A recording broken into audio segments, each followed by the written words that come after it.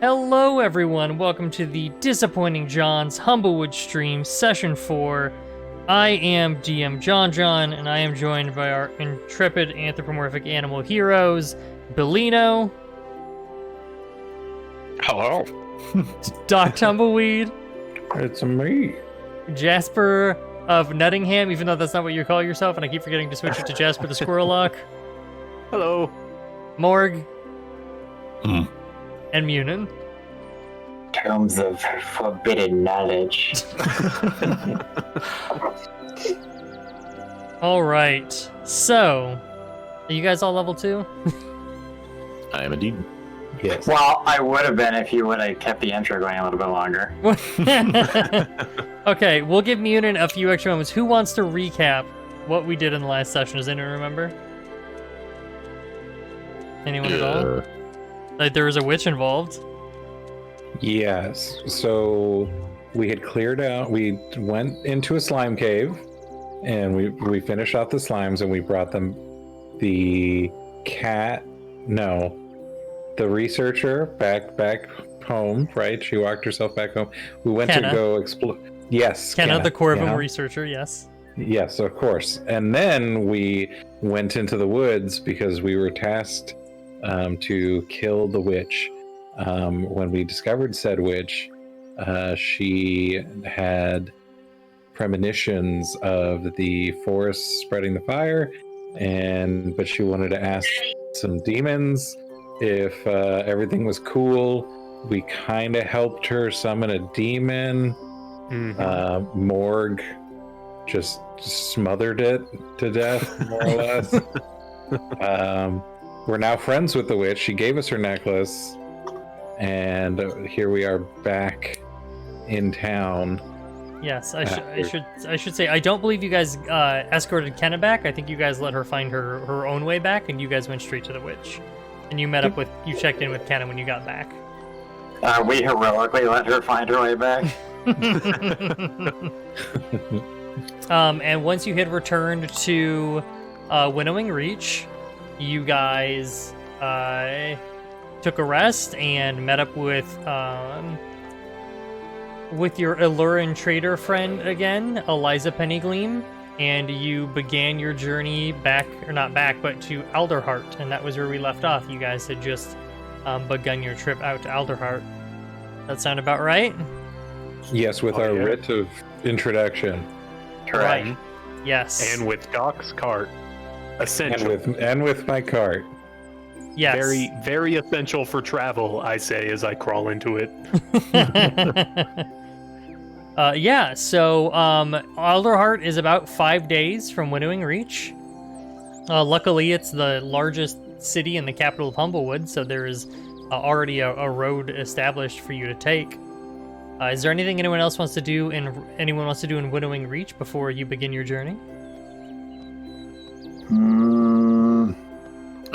I think I'm pretty much all right. Y'all, make sure we have, a couple days of rations each, right? Everyone has food. No one's going to be hungry. Just basic travel question. People are ready for 5 days, or are we eating on the road? Relying on Jasper for cashews. My pockets are only so big. I mean, Eliza has stuff on her cart. Are you gonna rob Eliza? Robbing is... that just sounds so much more aggressive than I want it to. Well, I do what I do best, and I stock up on nuts. I fill up my pockets and backpack and you name it. Okay, like you just go out in the woods and forage for nuts? Oh no, I'm an awful squirrel in that respect. I go to the store and use money Okay. and exchange currency for nuts. Okay. Okay, no, that's fine. You can buy. We'll just count them as rations. Cool. So buy as many nuts as you need. They're 5 silver a piece. So I believe. Excellent. Okay, cool. Yeah, 5 silver a piece. All right, yeah, I'll buy 5 days worth. Okay, five pockets of nuts. Oh You yeah. got it. Hell yeah. Okay, and anyone else want to do anything? All right. You begin your route to Alderheart. So first you head east out of Winnowing Reach and into the dense woods that surround Alderheart. As you spend your first day moving away from Winnowing Reach, you do notice that despite moving into the dense forest, you can still see sort of like the plumes of smoke far, far off in the distance from the Scorched Grove and Ash Barrow behind you, but they still manage to peek over the trees as they close in behind you and you continue on your way. Does someone want to roll me a d20? Sure. Ba-da-ba-ba-ba. I got 2 d20s, but that's fine. Okay, so your first day is fairly uneventful. You make it to the first crossroads. You know that you're gonna have to head northeast in order to get to Alderheart, but you set up camp at the junction, and you notice there are a few other folks who have done the same that seem to have come from the southern path. They've set up a camp sort of across from yours. Anything you guys would like to do in the camp? Any conversations with Eliza or anything? Or with each other? How's everyone feeling about everything in general? How about the fires?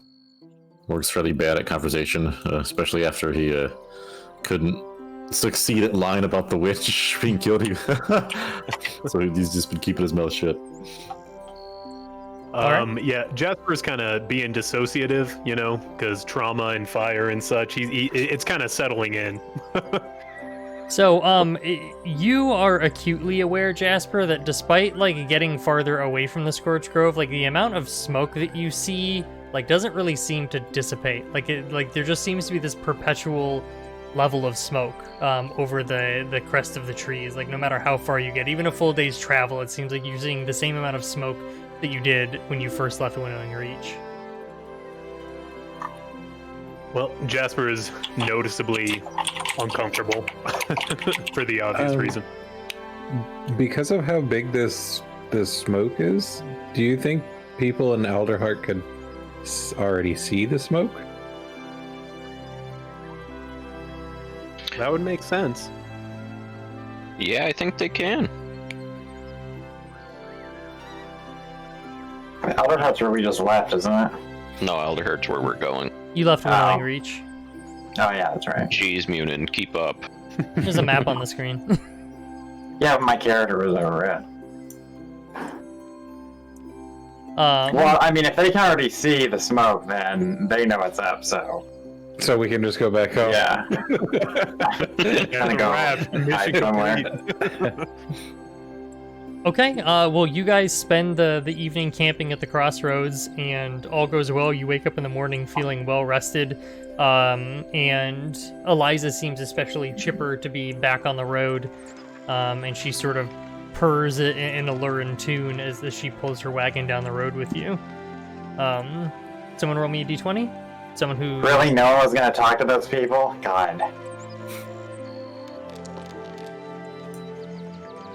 We're busy. We're on business. I knew I should have rolled that d20. All right.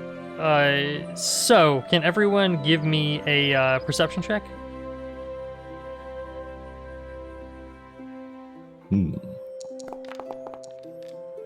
Hell yeah.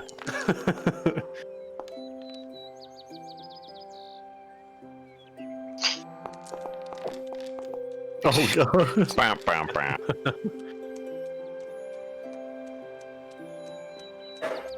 Okay, so Munin and Jasper end up a little bit broken away from the rest of the group.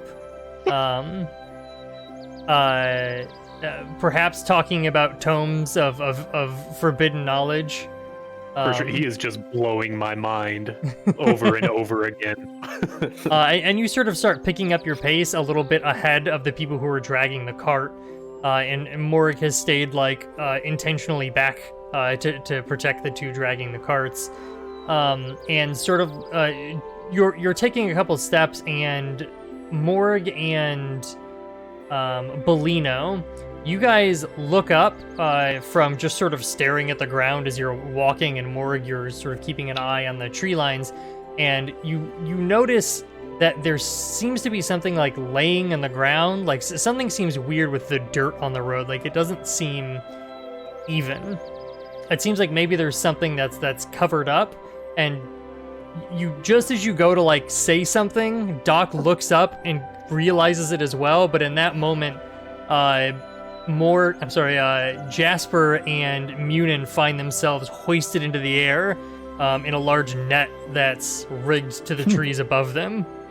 And at just that time, several bandits pop out of the sides of the woods that you're traveling down. They sort of snicker and look up at the now caught travelers, and you can see that one of them is a Maposh and the other one is a hedge. And the Maposh snickers and he goes, a few more rats for the trap. And they sort of don't take notice of you, even though you're only about 30 feet away. And they start trying to reach into your pockets, Munin and Jasper. Only one of us is a rat. And as they're doing that, the hedge turns and realizes that the other three of you, or four of you if you're with Eliza, are just standing in the middle of the road watching it all happen. I threaten with my index finger, expecting him to know what could happen if he takes my nuts. I just You barrel in. just gesture at him. Okay. Yeah, if anybody gets close to my pockets, I'm slamming at them with my talons. Okay. I start charging in. Anyone that's like digging around with my buddies gets the fists. Okay. We can go. I'm gonna go ahead and put everyone on a map here, and we can roll for initiative. Oh, hey, it's not the nighttime. So Leave our sweet baby boy Jasper alone.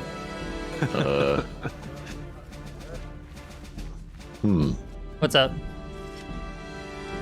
My screen hasn't loaded yet. Let me refresh. Is everyone else's screen loaded except also you guys are in the wrong spot?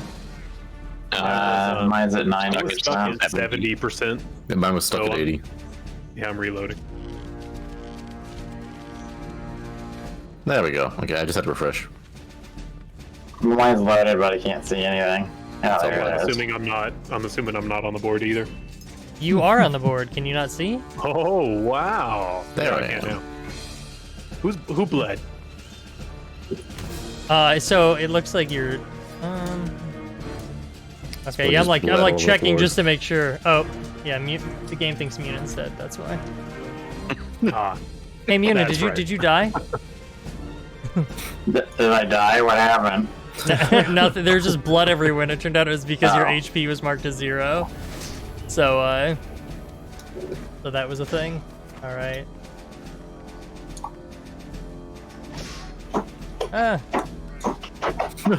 You stole the camera from me. I was like, what's happening?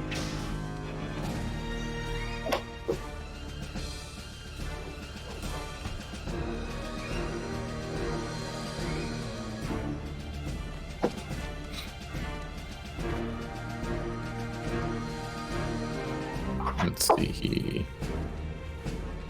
you said initiative checks? Yeah. I haven't put you guys in combat yet, but we're about to thought be the there. other bandits are holding beers. They look like jolly folk. Okay, there you go.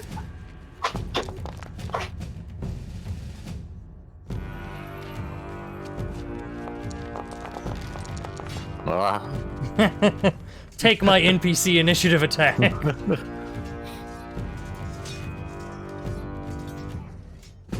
All right, Doc Munin. Yeah, sorry about that. I can roll for good everyone. utility. Yeah, I can also roll for everyone if you guys want. Just for people like to roll their own initiative, you know. Take your, you know, destiny into your own hands or something. I don't know. All right. Okay, Doc, you see the bandits up ahead, and you see Morg like clearly about to begin like charging. He begins lumbering forward. It's obviously aware that you're about to engage in combat with the bandits you see up ahead. Mm-hmm. I just heard him in the sound effects.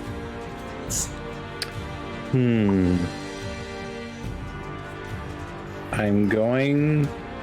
What are the odds that they have more or less HP than you guys? What? Well, I mean, What kind of question is that? There's a pretty high chance that they have more HP than us. okay, because I was gonna cast sleep. Oh, whoa! Sorry, I just reloaded the page. Had to change something. Well, don't. Okay, I'm gonna target this guy. What the heck? Oh, so targeting changed. Oh, T for target. My armor class also changed. Hold on. Everyone, let me just pause a second here. I got you. I am just realizing what happened. What happened? You fool. It is using your previous tokens.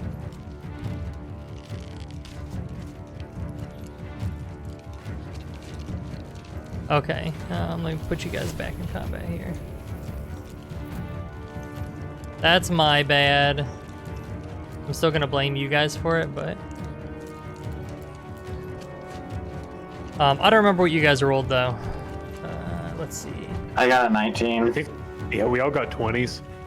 Yeah, I believe you. 18.14 for Munin. Hey, everyone else, check your armor class. Is it weird? I mean, it could be higher. Yeah, mine's correct. Mine's 12. That can't be right. That's weird. Yeah, it looks like it's 12. Remember, we had that issue in your game where people's armor classes were resetting. Yeah, I don't mine remember what it was. Also wrong. Just update your armor class. Oh, there we go. Okay, I had to figure out what it was. And I'm gonna have to just roll you guys the new initiative, or you guys can re-roll your initiative. Sorry, my bad. I'm just giving you the chance to go faster. Watch it go worse. Doc is still the first one to go though. Oh nope, Morg is. Hey! I got a 19 last time. I don't know if you marked it down.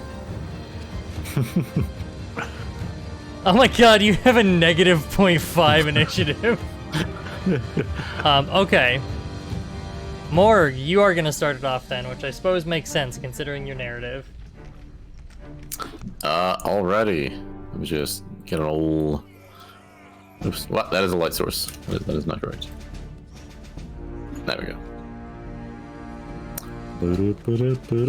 Oh shoot, that's way out of range. Crap. Then yeah, let the lumbering commence. We'll just sprint on over. And stare menacingly. Shake your fist or something. Yeah. Yeah, so grr. I go, Alright, Doc. Just guys, did I put you guys that far back? Well, it is what it is now. How far away are we? Okay, still within range. I'm gonna target this one, and I'm gonna mock him. Oh my god. How could you? Oops.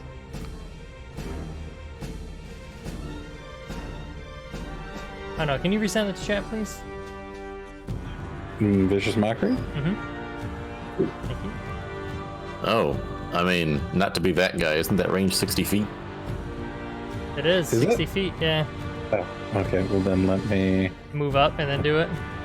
Yep. Alright. Roll your damage.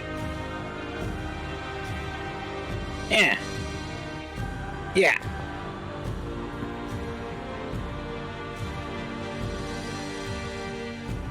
Okay. 3 I don't know why that didn't take away from him, but It says, hold on.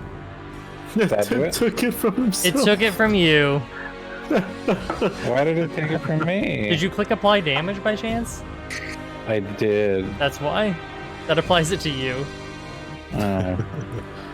Well, it shouldn't. Your mockery hurt your own feelings. Oh, it hurt my- Real close to home. Doc hurt himself in his confusion. All right, Doc. I'm hitting it. Okay, well, he looks insulted. His feelings have clearly been hurt. How could you? However, he does move up to Morgue and attempt some pokey-poke action here. I attempt disadvantage. blocky block action. Why is he so tiny? What do you mean? He's a hedge. That says Mapak. Yeah, it says Mapak. Black Bandit. Well, it's wrong. The token's just wrong. Look at his picture. He's clearly not a Mapak. Well, I mean, yeah, that's true. The token just didn't update for whatever reason, so his character sheet actually does say Hedge Bandit, but... Alright. So he just comes barreling towards you like Sonic style, rolling around, and pops up with a short sword. I drop all my rings. Oh, sweet Christmas. Disadvantage. He's been insulted. Oh! Nice. That Hell is yeah. true. And it mattered. And it mattered. I mean, is it though? It did. No, you didn't fix your AC. 'Cause- What? No, I did. You have to... Don't tell me it's doing that auto thing where it's automatically doing it. Did you change it It- on it your is. token or just in your character sheet? On my both. Hang on. What the fuck? Every time I close out and I reopen it, it's 12 again. What is it? But what It's- I had to do, it was a module that was automatically. It was like something like automatically calculate armor class based on items. Yeah, I mean, that shouldn't be on. Do you remember which module it was? Let me open a foundry here. It's the bad AC module. Combat numbers, combat enhancements? No. Combat utility belt? That seems like it would be the one. Let's see.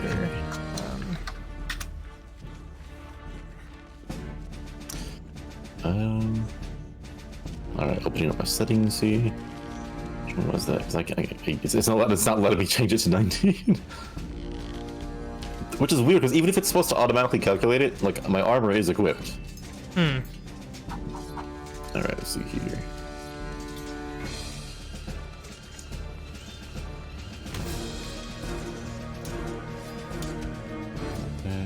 That.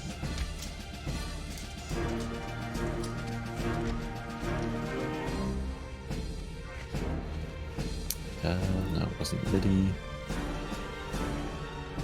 Yeah, I don't see anywhere in here where I have that set. And this didn't happen before. Like, oh, hold on, got it. You found? What was it under? It was under dynamic effects, using active effects. Okay, go ahead and do it now. Sorry, guys. Oh, let me see here.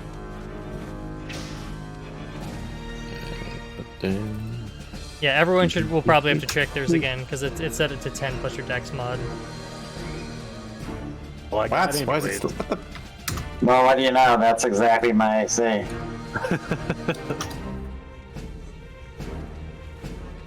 It won't change. It won't change. What's your AC Wait, supposed to why? be? It's Why 19. is my... Hold on, what's your AC supposed to be? 19. Oh, how about 196? I like that. I went under armor proficiencies and edited it, and then you can put it in. I just put in what my AC is supposed to be under special and update, and then it updated it. I mean, I just changed. I let me change yours, Meepo. Yours says 19. I for me now. think the DM. Like here, I'll try to change it to 12 here. If I reopen it. Oh, what the heck? Why is my initiative negative 0.5? Dexterity. Because you rolled probably a 1 and have a negative I initiative. rolled a 19. Wait, didn't you reroll? No. When I said everyone just reroll initiative real quick. Why would I reroll a 19? Oh my god. Wait, you... You weren't above Doc, though. I rolled a 19. Like, I don't know what to tell you. Oh my god, I don't dude, even fine. see it I'll in the set you at chat. a fucking 19, even though I told everyone to reroll, and you just chose not to. There you go. There's your 19. And I'm all set. Okay. Is everyone's AC back to what it should be? Mine's good. Yeah. Mine went up for whatever reason. It was probably just the auto calculation. Yeah. Yeah. Should just be able to add it back down. All right. Yeah. The hedge bandits were like tapping their foot, like what the hell's going on? While watching our armor just like grow and shrink magically. Okay, Munin. What kind of weapons are they wielding? The hedge has a short sword, and the Mapash has a short sword. What about this guy over here? Which one? Hold your ping. Short bow.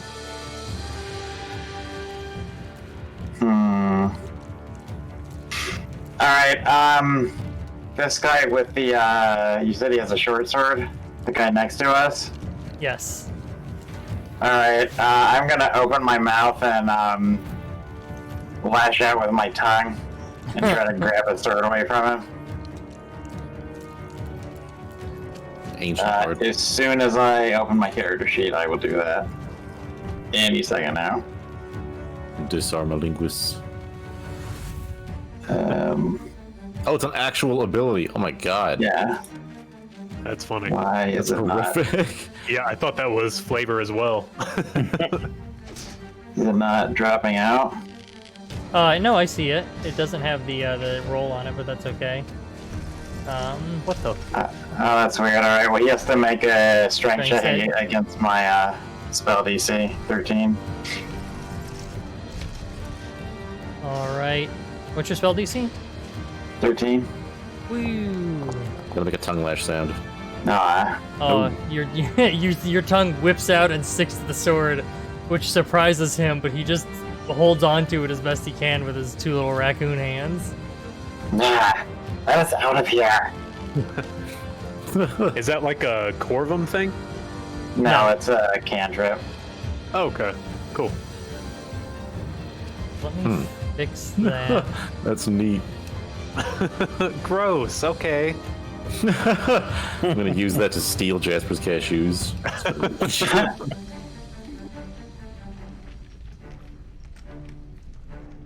Right. Okay, it wasn't set up right, that's why. Oh, It should be fixed now. Okay. Anything else? no.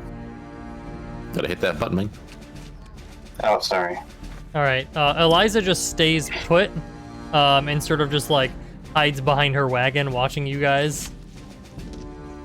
Jasper, you are in a net with a Corvum with a very long tongue.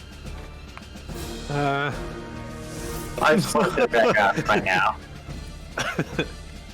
All right. So restrained. Does that give me disadvantage on ranged attack rolls? No, no, you it can't gives you 0 speed. You can't get any bonus to your speed. Attack rolls against you have advantage, and your own attack rolls have disadvantage. And you also have disadvantage on dexterity saves.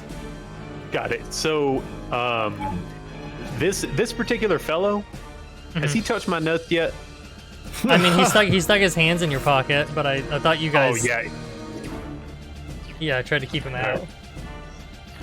So I will be targeting him with a Squirrel Edge Blast. So I am assuming that I'm within melee range for him. Yes. So will I be taking disadvantage on this attack roll? Is that right? Yes. Is this? Okay, cool. Yeah, just all your attack rolls have disadvantage while you're restrained. Got it. Oh, I try anyways. I'm what gonna. could have been. Streets like I Yeah, do. right. I'm going to hit Munin with my help action I said, you're thing as streets like I well. do. Wherever that is. There it I is. was playing the advantage. Cool. All right. And that will be the end of my turn. Let me go to I got you. and combat. All right, done. All right, Bellino. Ah! And then it was easy to go out. That was insane. I would like to move up 10 feet, drawing my short bow. We believe in you. I would like to shoot the rope holding the net. Believe in Bellino. Oof. Okay, it's gonna be a tough shot. Channel your inner Usopp. Go ahead and make an attack roll. Yeah, I'm trying. Oh, okay. Oh, you need a target, huh? Yeah, I need to target something.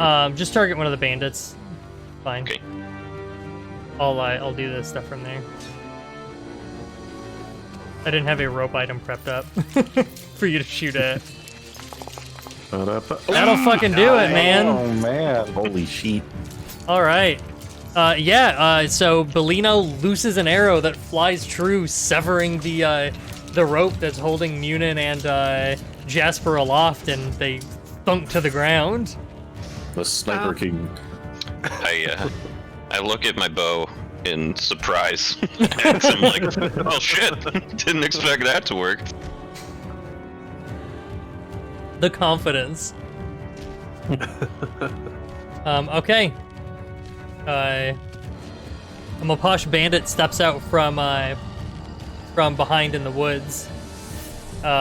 He was clearly hiding behind a tree to back up the other two bandits who went to meet you at the net. He seems surprised to see the arrow just whip out and immediately release you onto the floor. No fucking way. But he looses an arrow at you. At I suppose the bigger one at Munin.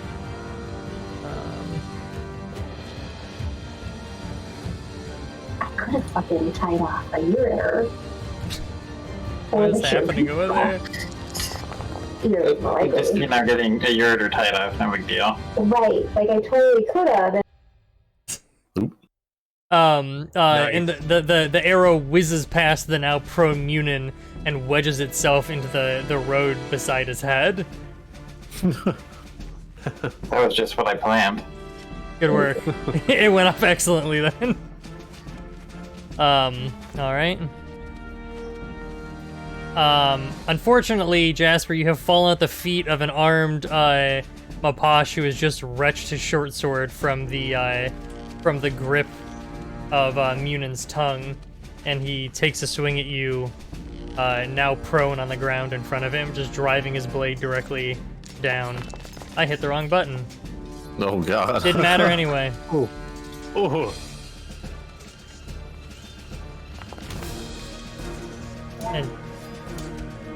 And you manage to just like slightly roll out of the way. It leaves a little nick on you and shreds your clothes a bit, but you get by without any notable damage. I still scream in horror. The other Mapash pops out of the tree on the other side and looses an arrow at our big gorilla man. Mord.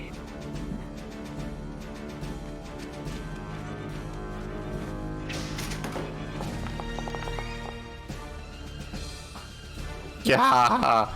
I mean,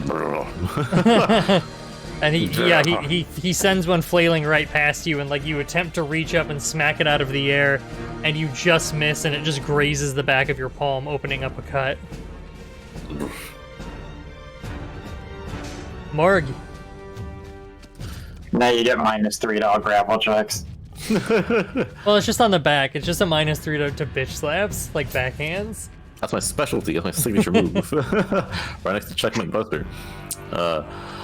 I'm looking at this tiny, like, little fur ball in front of me, and how my friends over here are, like, surrounded by those bandits.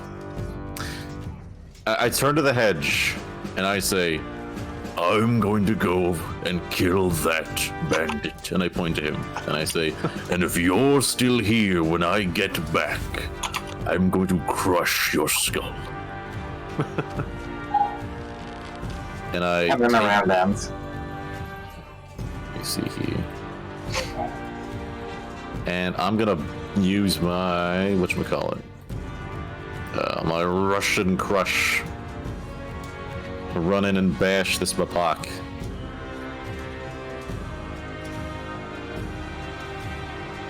All right. As you leave, the hedge bandit is going to take a swipe at your ankles.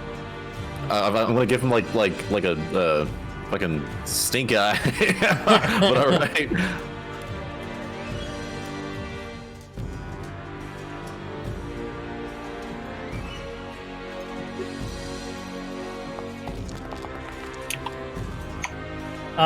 But you're moving too big with your long strides, and he sort of lunges out to try and catch you as you run past, but you just sort of step over it.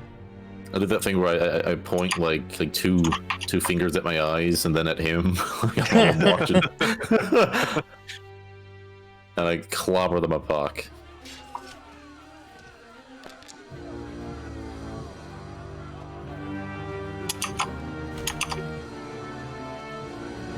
All right. Wait a minute. The damage on this, is this the bonus damage on for the charge, or is this like the unarmed strike damage? I don't know what you're talking about, man. Oh, sorry. On the Russian crush that I put in the chat. I don't see anything in the chat. It's wait, what? It's above where this hedge bandit suddenly attacked. Oh, it's above it. I'm fucking stupid. Sorry. Why did the bandit attack? Because you ran it. It was the attack of opportunity. I didn't realize you rolled the Russian crush.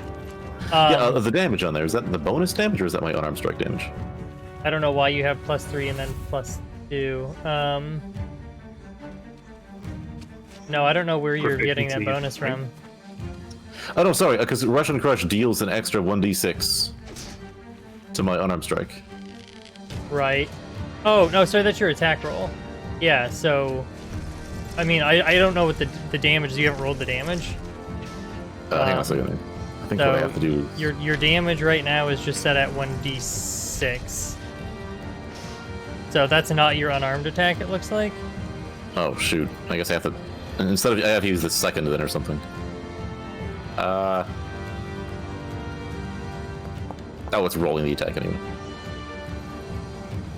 We'll have to set that up differently because I don't know what it's like split into 2 parts, but they're not 2 separate attacks. Yeah. So the damage on my punch. The damage on the punch that missed. Oh no! Missed. No, you hit. It was 15 on the. Yeah. Okay. Now I see what you did. I just had to put that at the jet to get the damage, and then the bonus damage from the charge. Just a total of 8 damage, essentially. Okay, yeah, because it missed, it's not gonna apply any of the damage. All right, so that he looks pretty in rough shape. Like he is not long for unconsciousness. I'm gonna use my action surge just to finish him off. Hell yeah. I just did flare up in anger, like fucking give him another punch. That's what the angry oral sounds like.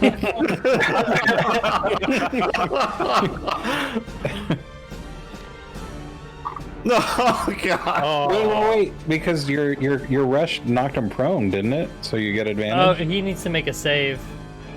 Oh, that's right. The knock. He has to do a strength saving throw against. Oh no! Hold on. You didn't move 20 feet to get to him. Wasn't that? Hang on. Oh. I mean, I guess I could have taken a step back and done that. Yeah, that's true. You have enough movement to do it. Yeah, that's fine. We'll just say you ran in a circle. Took like 2 or 3 steps back and like kicked one of your legs back like a bull. Okay, so DC 13.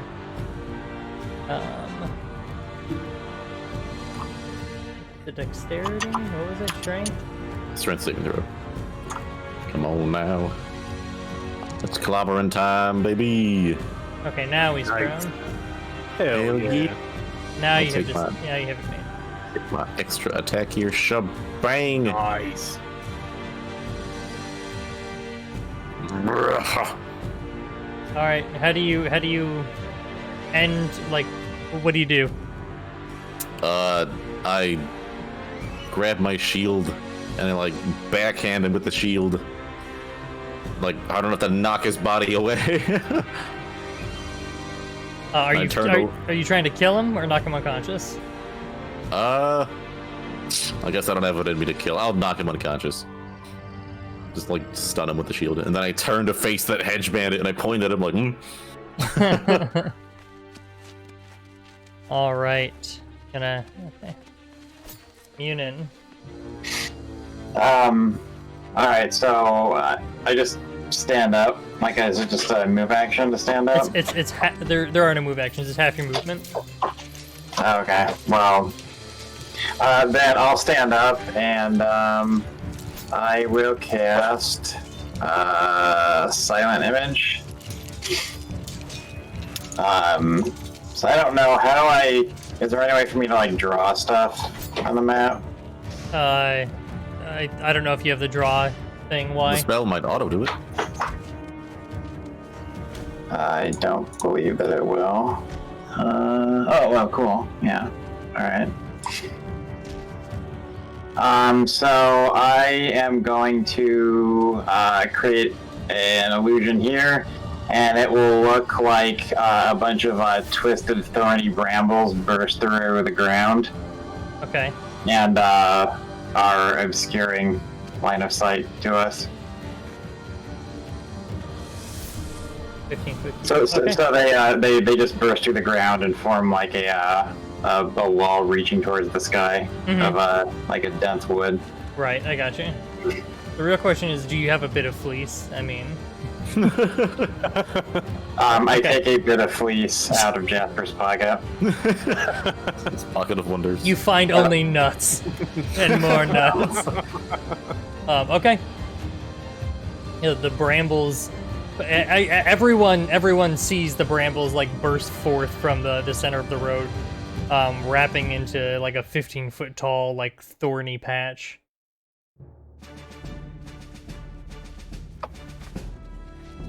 I insult the hedge again. Rude. What did he even do to you?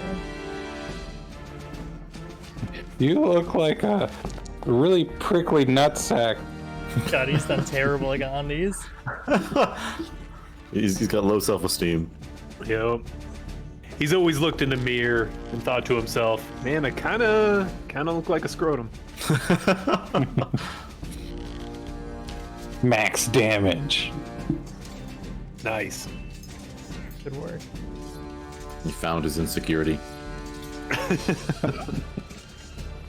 Maximum damage. Anything else? Just me clicking in turn.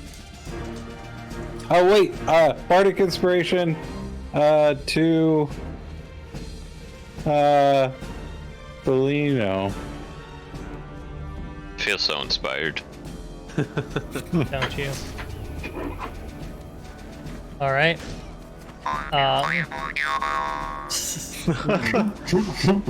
That's the inspiration. All right. The hedge bandit.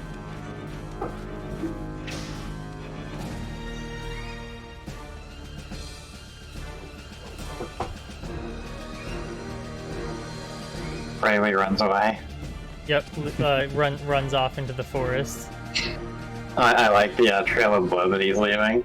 Yep. Nice. Good As he stuff. leaves, I make the gesture of skull crushing in my hands.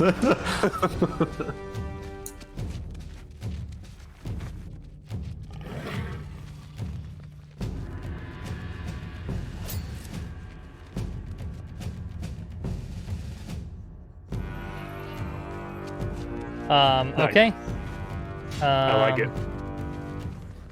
Eliza continues to hide behind her cart. Jasper. I'm gonna stand up and take a few steps back. So use half my movement speed to stand up. And then, there we go. And from that position, I still can't really see anyone or anything. So I'm gonna use a help action, or sorry, the team tactics on Morg. Okay. Maybe. There we go. Can I have Jasper like hop on my shoulder with like a double team? Hell yeah. I would love that. If that is possible, I would like to do that. Yeah, you're not allowed to end your turn occupying someone else's space. Fair enough. So I will land just at his feet, use my bonus action to use team tactics with him so he gets advantage on his next ability check, and I will use my action to use to ready an action. That's what it's called. To do an Eldritch Blast, I'm looking for one of those raccoon boys to come at us. So just like next bandit you see. Pretty much, yeah. As long as they're like approaching us with a weapon and like looking real angry like. Oh yeah. Okay. How do I remove my prone condition? Is that a you thing? You should be able to right click and there's like the person with the little bursty symbol around him. On the Super right. Saiyan. Okay. Nice. Yeah, also in the Got it. chat there should be like a little X where it says like active conditions. That also removes it. Very cool. All right. And it's Bellino doing Bellino things. Yes, I will draw another arrow and take aim at that bandit.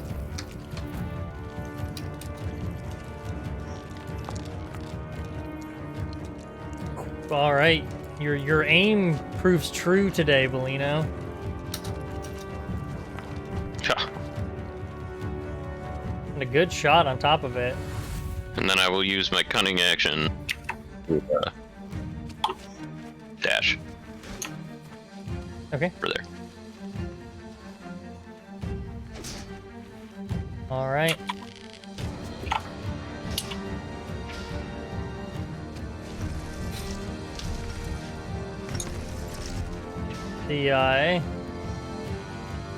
The bandits bravely flee. Bravely though, bravely. It's different. Bravely. Actually, he will. This bandit backs up and fires an arrow at. I can't even see him. Oh, but Yeah, he can me see neither. you. That's funny. That's rough. Fires an arrow at Morg. Just big guy problems. I thought he was going to shoot the unconscious guy. Like, no witnesses. No prisoners of war. Oof. All right, Morg, you can't even see the bandit. He sort of takes off, and you lose him in between Union's bramble and the trees. But all of a sudden, you hear just like an arrow whip through the branches and fly right past your face. How tall are these brambles? 15 feet. All right.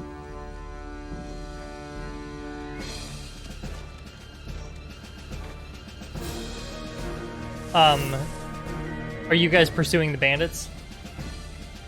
Fuck no. Casper's not. So they've clearly begun to flee. The question is, are you guys going to chase them or not? Nah. I'll leave him be. No sense prolonging it. Yeah, I don't have any reason to follow him. Okay. So you are left with one unconscious bandit, since Morg did not kill him. I would like to take the cashews out of his unconscious hand. Put him back in my pocket. Does he have a gold pouch or something? Yeah, you can search him. He has a gold pouch on him. I'm gonna search him. This bastard. Stealing from my friends, I'll steal from him. Yeah. Okay. Yeah, so you search him and he has 3 gold pieces on him and 2 silver. I'll take it all. And I'll flip a coin to who's near me. Flip a coin to Bellino and Jasper. Hell yeah. Trying to take my shit. That was a gold coin? Yeah, because it was 3 gold coins, I think. Yeah. Yeah, 3 gold, 2 silver. I would like to stabilize him to make sure he doesn't die. Okay, medicine check. Ah, true. I don't know if I'm any good at medicine. God, I should hope so. Ooh. Oh, you don't stabilize him. It looks like Morg, when Morg hit him, he did a little more damage than he intended, and like you sort of go to inspect the Mapok and make sure that he's doing okay, but you see that he has like blood leaking out of his ears. Oh god! I start sweating a bit. Oh, I never meant to. Here, I have a healer's kit. I could use this to help him. Seeing Doc's distress, assuming Doc is a little distressed, I would like to use Spare the Dying because I have had no fucking use for this cantrip yet. Go for it. Okay, yeah, you immediately Because our stabilize Doc him. is killer. I'm like, oh, Doc, no, you gotta hit here. And just kind of tap his chest. Okay, you tap his chest and release arcane energy throughout his body, and it immediately stabilizes him. He seems to be steadily breathing, though still unconscious. Huh. Well, I hope his friends come back for him, because he's not my friend. Well, I assume he'll be all right. We best be on our way. Okay. You spend all this time stabilizing him, and then we just leave him to rot on the road? Well, actually, when a character is stabilized, they don't have to make death saving throws, right? Yeah, that's true. And how long does it take till they're back up? They would have to 1d4 take a long hours. rest. Yeah, I mean it's Oh, gonna so be a 8 while. hours. Though unless someone finds him or something. Hmm. He's right along the road. Surely someone will find him. Yeah, we all kind of center him in the road with someone's help, I'm assuming, probably, actually. Just to make sure there's no way of missing this guy. Until he gets run over. That cart, yeah. Like the cart fails to miss him perfectly. Okay, you guys set him up in the middle of the road as best you can, and you just sort of make your way down the road, and you see Eliza like look back at the unconscious bandit, just like shaking her head as she drags her cart past him. Okay. From now on, I think we should I don't know. I feel like branding is a little bit harsh. But can we draw on permanent marker thief for bandit? Big old butt or something. I mean, he's a Something thief. that We really teaches him a lesson. should clearly cut off his hands. Just like the old times. That sounds like a fantastic idea. How long isn't of there a trip spell is it magic? to Alderheart? I think it was 5 5 days. days. 5 Yep. days. Oh my Oh, god. sorry, I was muted. It's 5 days travel. You guys are on day 2, so you're like right where I pinged, like right here. Along the way, I asked them if they're cool as. Would it be all right if we took a short rest somewhere just to regain my strength? Oh yeah, Yeah.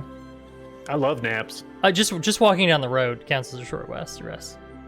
Oh, cool. Yeah, Okay. you just have to not be doing anything that's like strenuous. But you guys are just Oh, walking down there. I'm fine with counting that as a short rest. I was going to use ancestral strength to regain those missing hit points, and then just get that back with a short rest. Well, now I'm gonna do Song of Rest. So as we're walking down the road, you can gain 1d6 for Oh, myself. what is Song of Rest?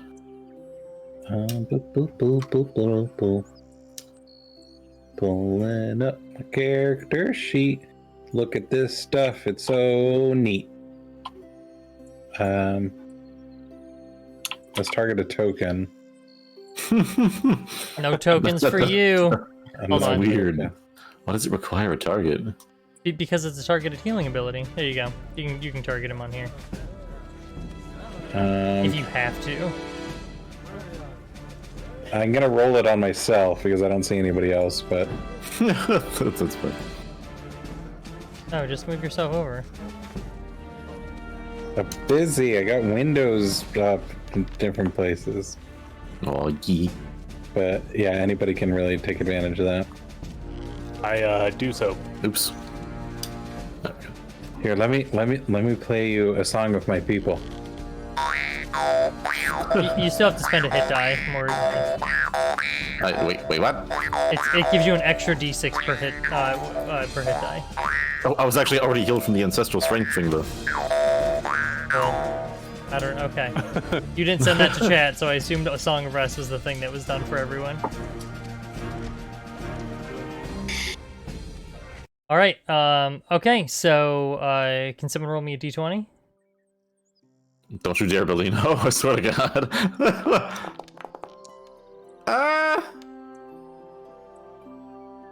Okay. You guys continue down the road, keeping an eye out for any, potential bandit ambushes.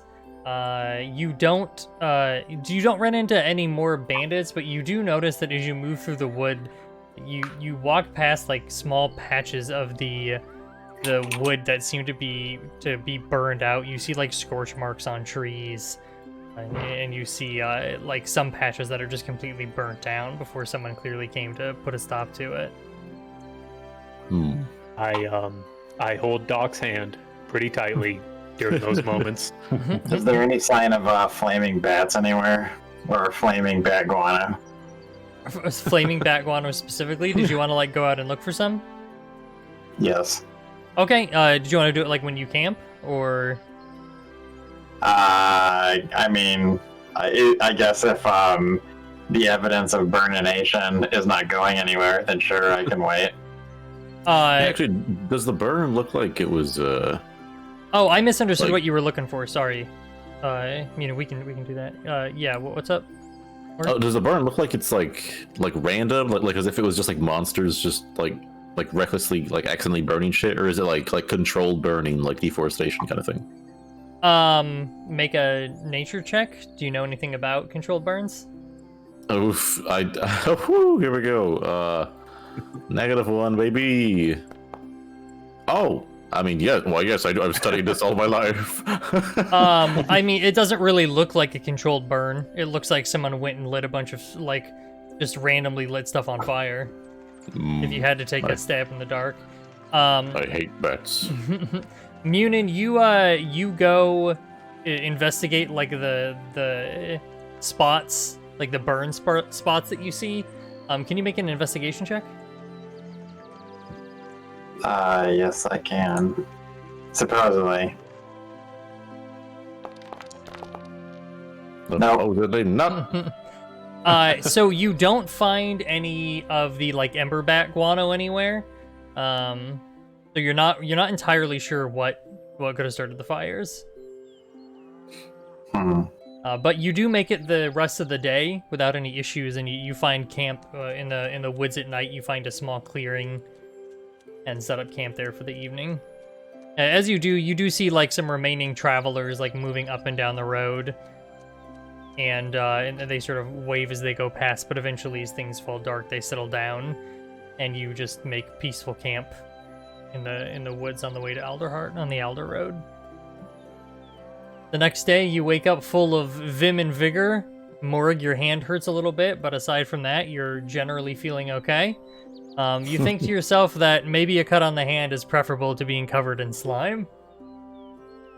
But it hurts. It stings like a tiny paper cut with salt on it. And you guys continue your road towards Alderheart unless you'd like to do something different. All right. Seeing anybody else on the road, or?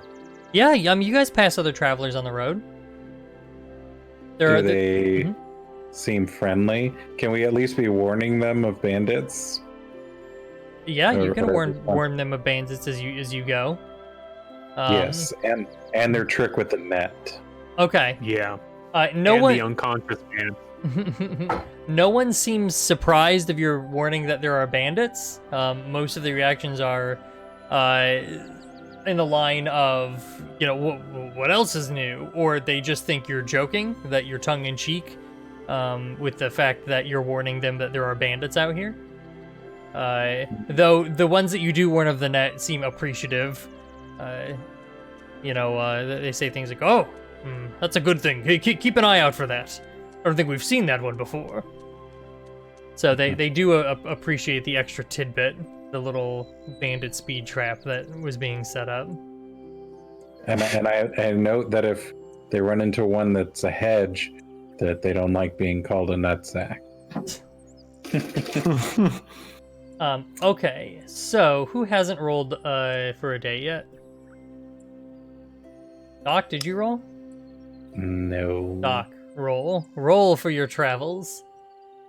Along the way, are there any like mushrooms or berries or little snacks? Oh god.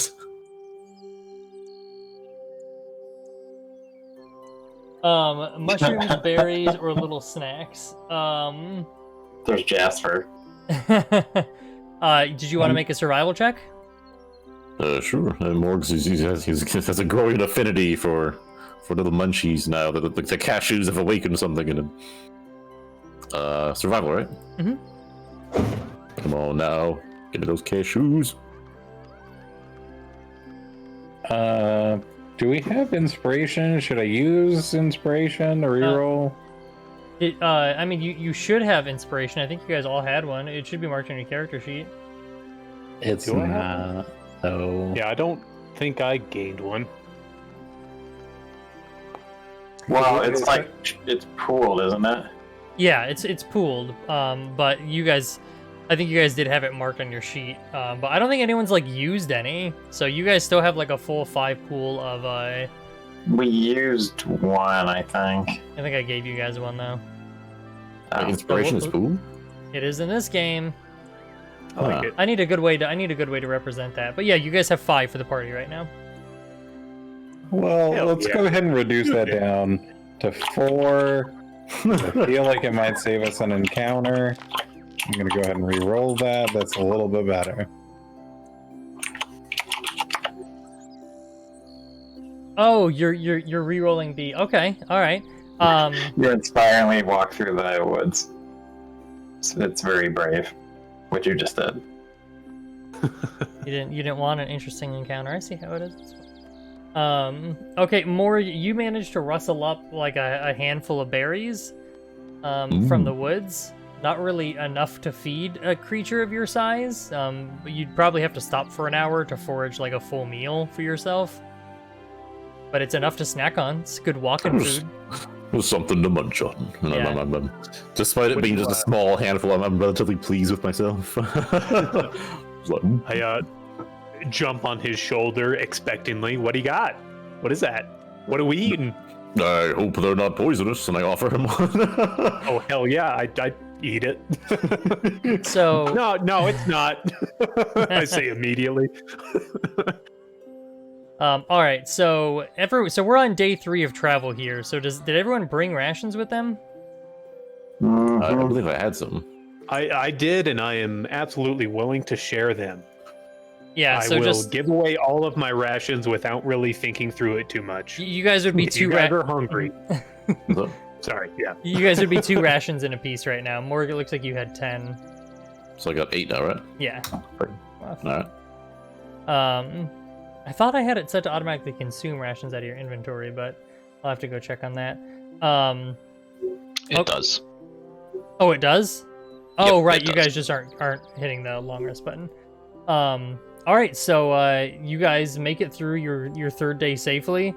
But you take note that even though you're growing closer to Alderheart, you're not seeing any fewer like burnt spots or blackened trees, and you can see like clear instances on the road where there has been some sort of scuffle. You can find dried spilled blood on the road. You can find like useless items that have been tossed at the side. Clearly, like bandits have been out here robbing people and just leaving the useless crap on the ground. I hope Alderheart isn't in any danger. Are the people that are like going the opposite way on the road? Are they still like happy and friendly? I mean, they're friendly. They're friendly-ish to you if you engage them. Yeah. Do they look at all like they're escaping a burning city? No, they don't look like they're fleeing. I mean, most of them are traveling like armed or with armed people.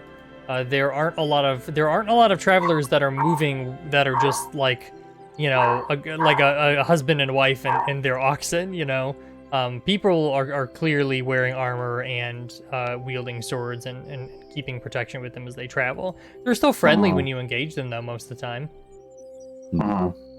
They're not uncultured.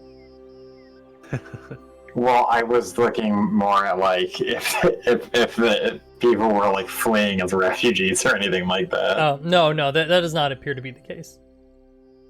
Okay. Okay, so you guys make it through day 3. You camp, and unless one wants to do anything special, we can go ahead and just continue on. I would like to scavenge for food. Okay, go ahead and make a survival check.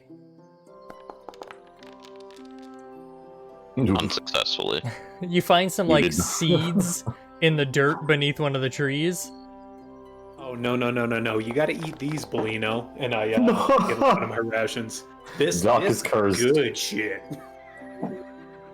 Oh, I'll Doc. spend a ration. Thank you. Doc, you poison. You rustle up a handful of berries. That's clearly not enough for a meal, but it's a good snacking amount. Doc does not survive. You find some very exciting looking mushrooms that are definitely not poisonous. I will also scavenge. Okay. Scavenge. Boo.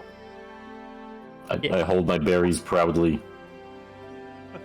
So So I'll give Munin food too, if necessary. If I see him looking for food, I definitely want to feed people. yeah, So, I like, mean, you do. You see Bolino, Doc, and Munin like wander off in the woods, you know, commenting on they're gonna go, you know, round up some dinner for themselves. and one by one, you see them return to the camp with just scraps in their hand. The most successful of them looks to be Doc, who has just a handful of berries. Oh gosh. Well, I definitely offer everyone a ration. Jasper comes up to you and offers you some of his cashew stash. It's not just cashews. It's almonds and hazelnuts and miscellaneous things, tree nuts, you know. Well, let's mix these berries in. We'll make a little trail mix. Oh, I like it. I ask Eliza if she has any rations for sale. Well, hold on. Let me dig through my stock here. I don't think oh, that's not my cart. Hold on. I opened up Doc's cart on accident. I don't think I have any rations. I have some cloves and some saffron. Oh wait, is that where my rations are? Yeah, no, you didn't put any rations in there. I have cook's utensils, so. You do have cook's utensils. I asked Eliza, being a merchant, do you happen to know much about the local like plants and herbs and berries, so to speak? Not really. No, I'm not from Humblewood. I don't tend to spend too much time in the wild. I make the most money in the cities, so that's where I stay. When it comes to eating berries, Morg doesn't really seem to. When it's himself eating them, he doesn't give a shit. When his friends are eating things, he gets paranoid. Am I able to check the other the others their seeds and berries and stuff they've picked to make sure it's all like not deadly? Yeah, make a nature check. But Morg is retarded. Okay. So you look at the berries in Doc's hand, and you notice they're like vividly bright red color, and realize that those are not berries that people should be eating. They probably, won't kill anyone, but they will lead to some terrible bathroom breaks along the way. Oh, these are Hershey squirt berries. Now Hershey's is a canon brand in Humblewood. On account of my Uncle Hershey, who has diarrhea quite often.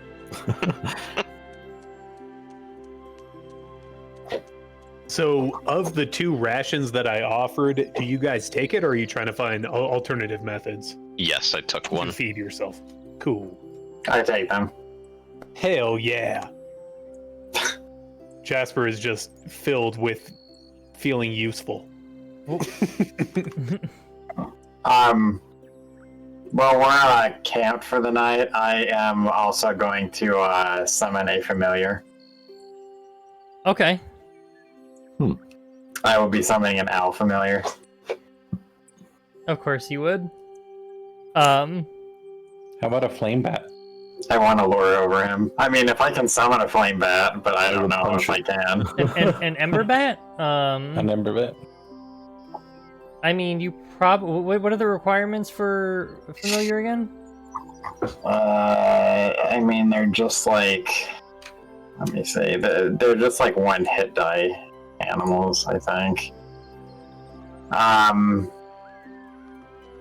So I mean, so like I can summon a bat, but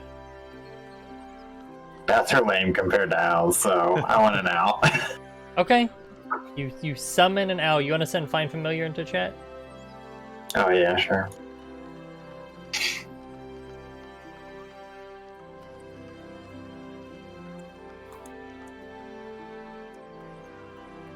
And you have your 10 GP worth of charcoal and Holy herbs and moly. stuff.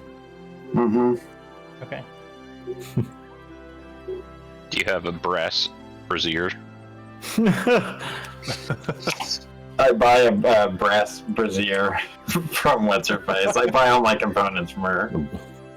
Brassiere. You're like, wait. Typo. Okay, so you perform a bird ritual in the woods and summon forth an owl. I Excellent. watch in awe. What's your owl's name? Gregorius. Gregorius the owl. Yeah. Okay, hold on. Let me get your owl out for you. I feel like you should summon like a raven, and then he's just like your mini me. There he is. That's gonna be Gregorius right there. I'll Oh, I summon a raven and name him Hugin. Where is that? I don't see anything. You don't see it in the map right there? Blending Kind in. of blends Oh, in. that. Okay, I see it. That will be him. Hold on, let me give him to you. I just gotta move Gregorius up the food chain here. You can access him.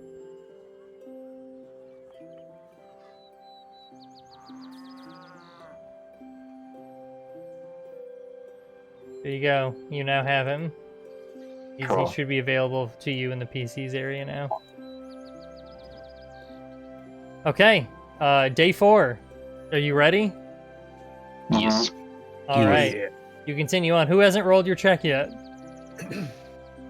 I haven't. All right, Munin.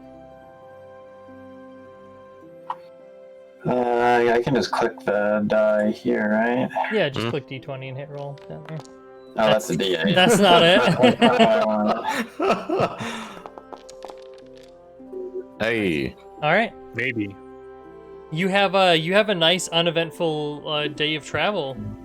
As you travel along the road, you notice in the distance a sort of majestic looking elk moving through the woods, and he pauses for a moment and bends his head down to drink at a pond, and then lopes off into the woods.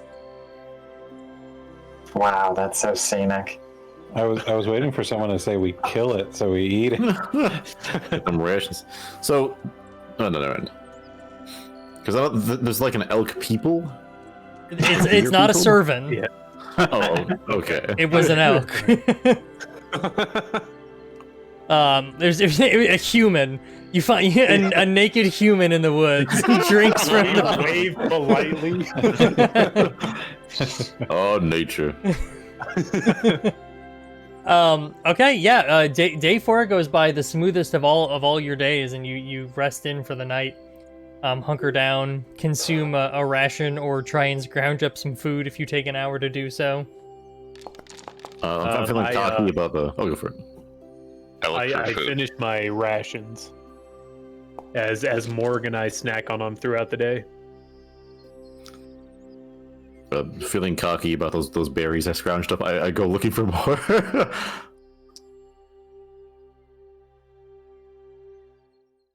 Would that be nature or survival? Survival. Look for berries. All right.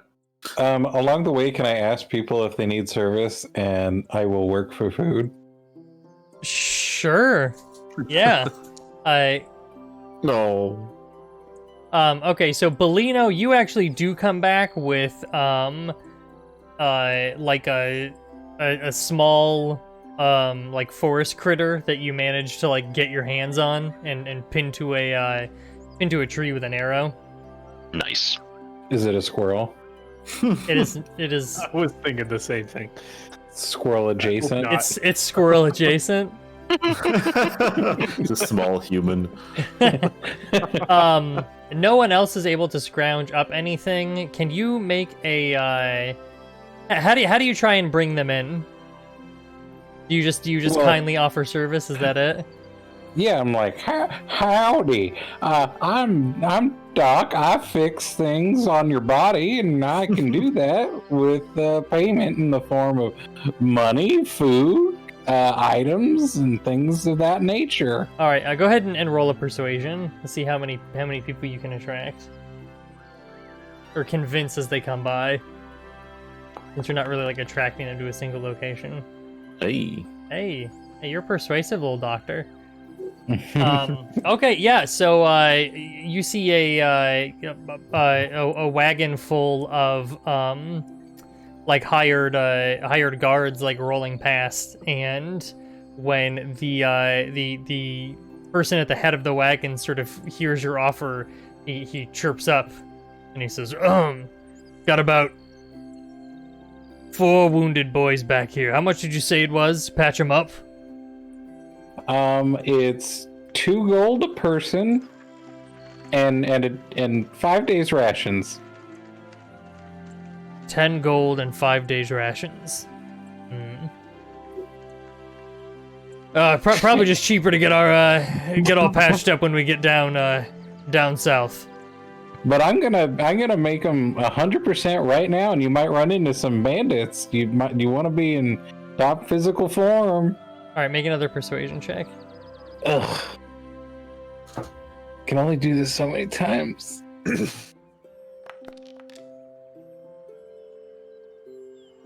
Nice. He says, With advantage because my argument's really sound. I mean, your argument's fine. It's represented by your role. Well,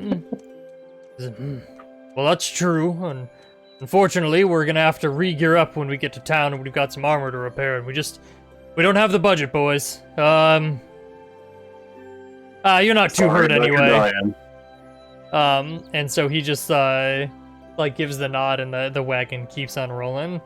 No one looked particularly injured in the back, but there were a couple cuts and scrapes you probably could have tended to. Oh, now I just feel bad. Didn't even You offer to should lower see the what price. kind of what kind of injuries they had before you made your offer. All right, wait. I'll do half. Today's half price. Half price day. Half price day? 5 gold, 2.5 rations. The cart like comes to a stop, and he's like, "Now that's what I call a bargain." All right, boys, out of the cart.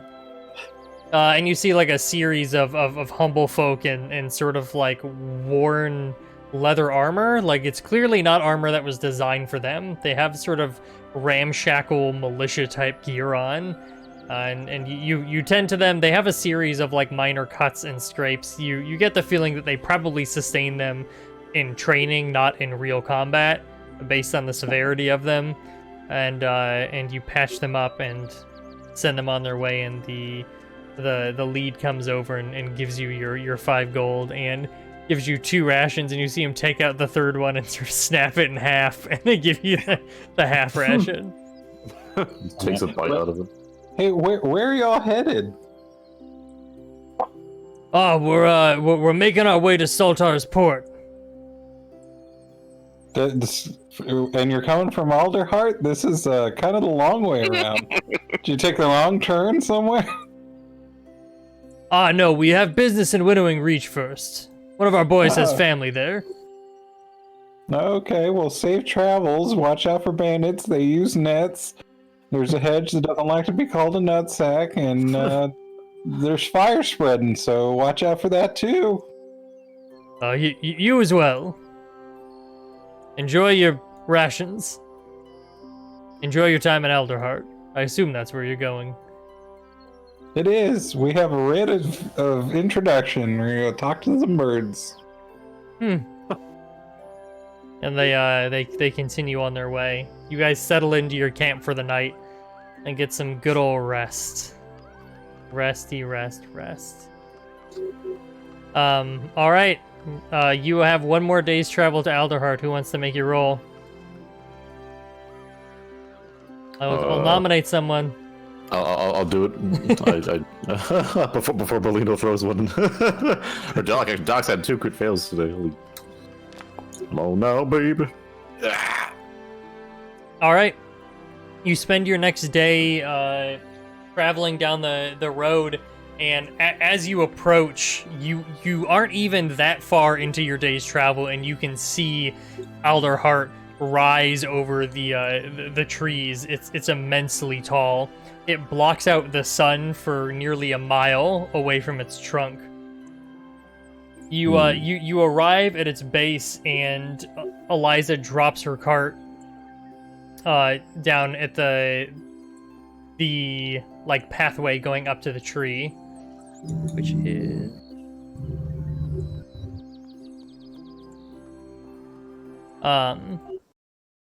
and she goes, Alderheart, here we are. You see before you just an enormous tree that has paths and stairs carved into its massive trunk. And up above that, you see wooden platforms connected by like wooden ladders and bridges that hang in the branches of the trees. And you can see like laborers working pulleys, bringing up like wooden flats that are raising the different trade wagons and caravans into the perches of Alderheart. I just realized that none of the music started. And you have found your way to the Great Tree City. So, is everything like normal here? No one's paying any heed to the approaching inferno? Yeah, is there any smoke in the air? You were talking about that permanent layer of smoke. Is stuff like that around? So there's not smoke in the air, but if you look far enough away and squint really hard through the shadows that Alderheart's branches cast, you can still see that smoke out there on the horizon. No one here seems to be particularly like talking about the fire. Like people aren't running around in terror or anything. You do notice there are a number of armed birdfolk guards at every road entrance. The perch guard are clearly and heavily represented here at the entryway to Alderheart. Does their presence seem greater than usual? How many people have spent time in Alderheart previously in the party? I lived in Alderheart. I did too. I've spent my entire 6 years here. I've never been there. Oh, whoops. Okay. I've been there. Okay. Briefly. So Munin and Jasper, this seems like Well, I guess Mune, and this seems like more guards than you saw when you were here previously, just like out and about. Jasper, it's definitely more guards. You would guess there's probably twice as many perch guard down at the low levels than would normally be here. I'm presuming you spent your time in like the lower levels of Alderheart, which is where most of the humble folk are. And, Oh yeah. there was not nearly as much of a perch guard presence here. And Bellino, because of your familiarity with the perch guard, you know that this is essentially the equivalent of high alert. Like this is the entry point to Alderheart, not like this specific entry point, but the ground level. And typically there would only be guards here to sort of check traders, do initial inspections, but there's enough of a force here that it seems like, you know, they're prepping to repel a force. A force fire? And I'm gonna address that. As you are sort of looking around and eyeing it, you see Eliza push her cart onto a big wooden platform, and she rides it up as it's lifted into the air, and she says, "Appreciate all the help, guys. Why don't you come visit me in the market? I'll be opening a shop there soon. Thanks again." And you see her just sort of rise up into the canopies of Alderheart. So, slightly irrelevant.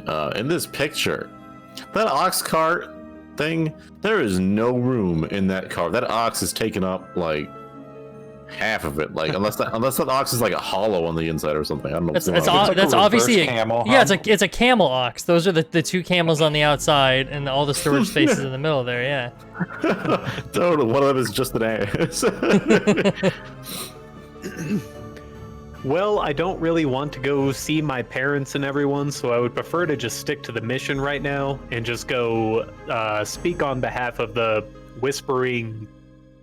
Willow's Reach? Speak on the behalf of Willow's Reach. Winnowing Reach. There we go. That's not who you're speaking on the behalf of either. Yeah. Oh, god damn it. There was the town prior to that. It's Meadowfen, guys. It's in the journals if you ever need to reference it. Yeah, alright. Nonetheless, Jasper is more so interested in the mission than spending time with family or saying hi or anything like that. He just left home, and coming back like 2 weeks later is not super impressive. Hey Jasper, isn't your family from here? Yeah. Don't we want to swing by and say hello? I mean, I love them. They're great, but they're a little old-fashioned, I guess. And Jasper kind of gestures to the Corvums.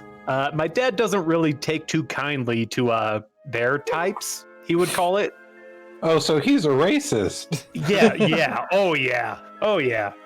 Oh, okay. Well, then let's just get on and go talk to the bird people. I just don't even want him to know that I'm in town, because it's going to be a whole thing. Yeah, let's just keep going. Shamu's time is of the essence. Well, we must have an audience with the. Oh shoot! What are they called again? Like that. The bird council. The bird kind of go. Okay. Is this really because your parents don't know that you've made a pact with an evil being for supernatural powers? Well, I mean, it's a number of things, but I just don't want the conversation right now. I'll tell you that. They're a little invasive of my privacy, so there's a lot of expectation, even though we haven't been in a throne room for like 4 or 5 generations or some shit. Yeah, it's ridiculous. So like 10 years ago? Yeah, that's about right. Real talk though, how long ago was the calamity? Literally no one remembers. That's how long ago it was. Yeah, I mean, my dad said that he remembers like firsthand accounts. That's about as far as Jasper's knowledge goes. But yeah, we're a noble blood and all that. Anyways,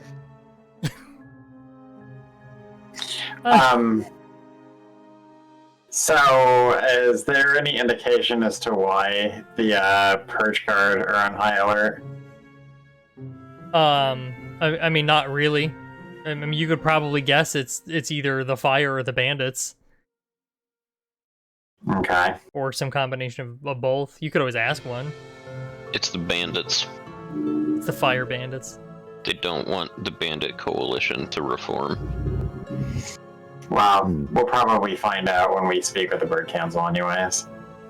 I'll walk up to one and say, excuse me, fine fellow, do you happen to know where I could speak with the Bird Council?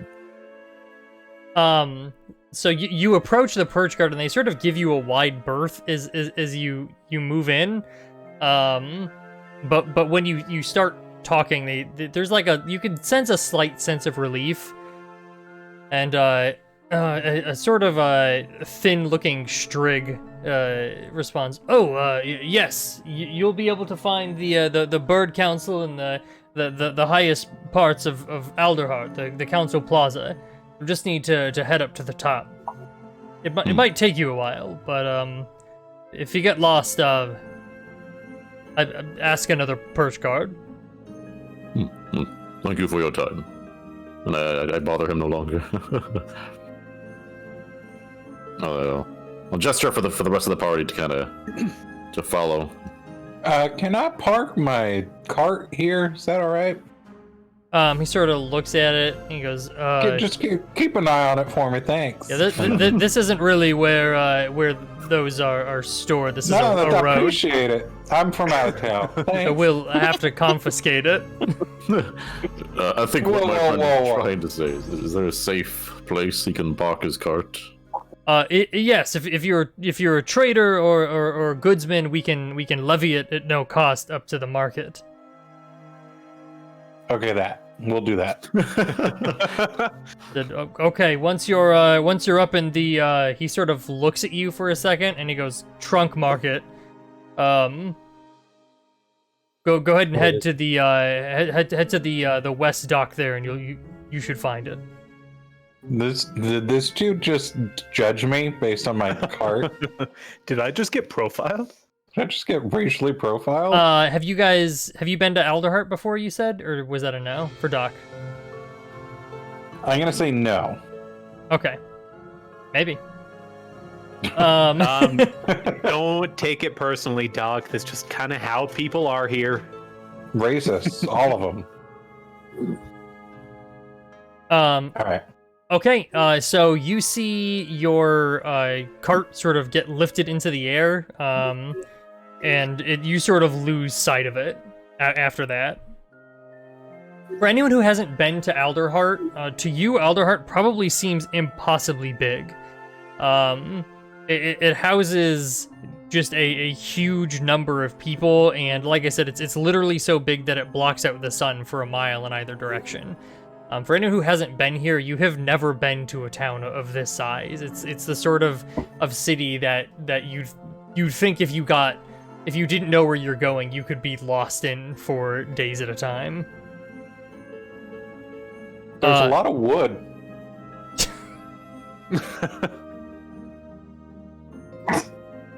Well, do you guys just head into Alderheart?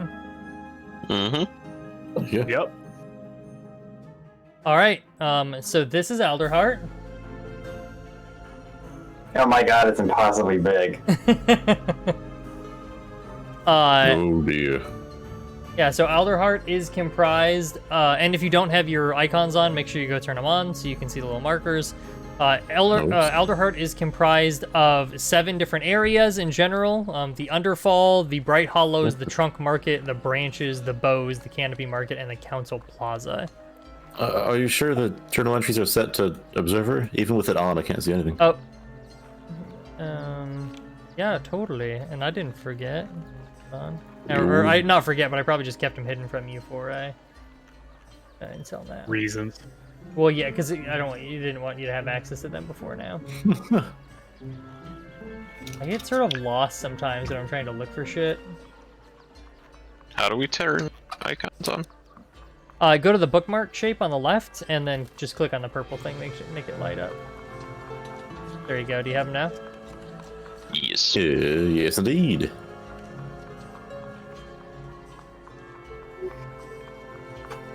I think I'm starting to see why Eliza took the elevator.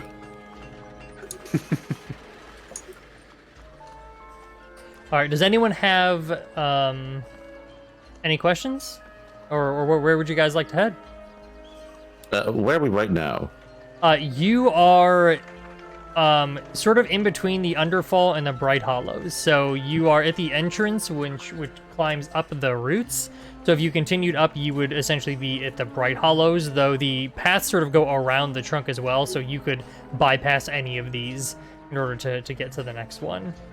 And I'm assuming that the people here who have been to Alderheart have knowledge of each of these areas. So that's why I just put them all on for everyone. I assume that they could guide you to where you're trying to get to.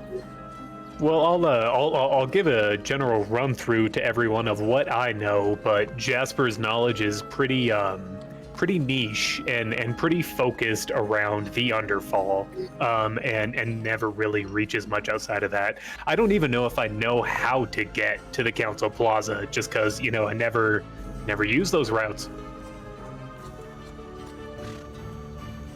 Yeah, But he gets what little information he can. Sorry. No. I was gonna. Are you actually gonna talk about the Underfall, or did you want me to share with everyone what the Underfall is?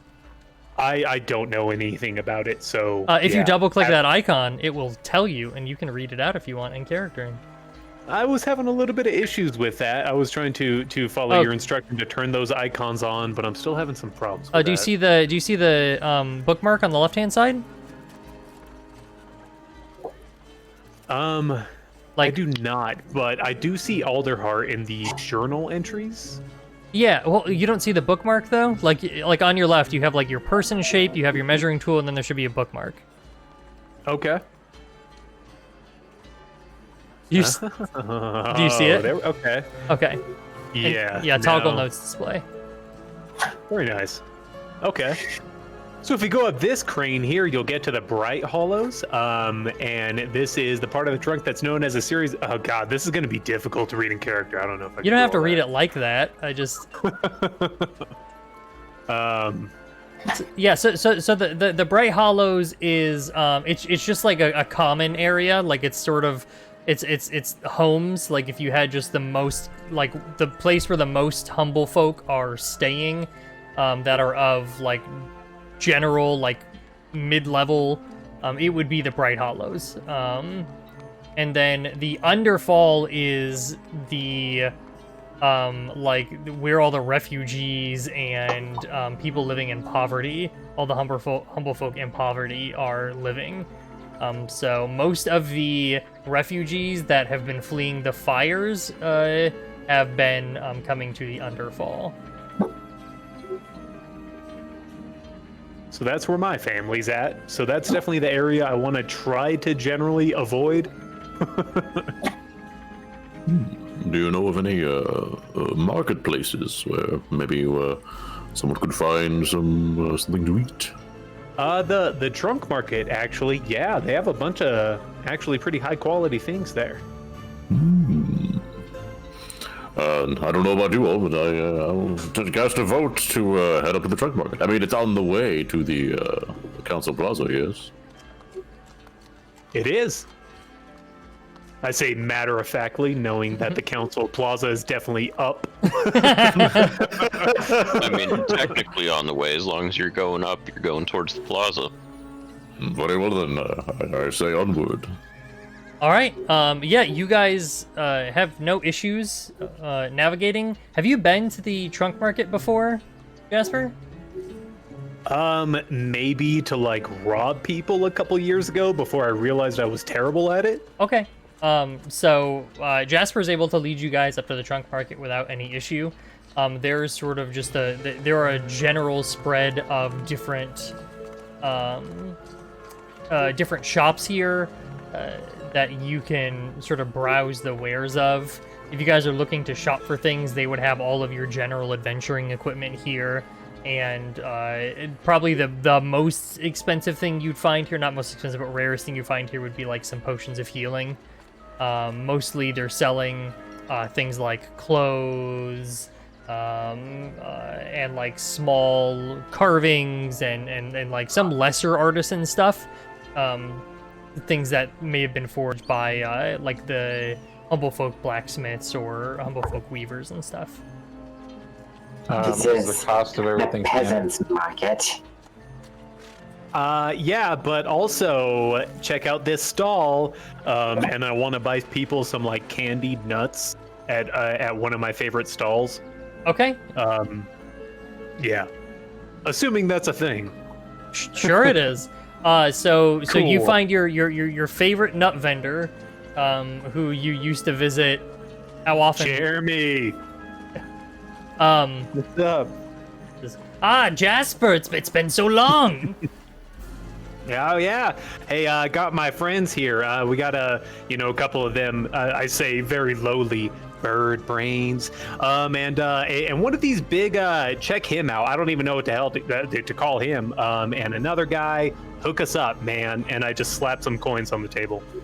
Excellent. You know, when I hadn't seen you for a few weeks, I thought you'd left Alderheart altogether. I guess. Oh,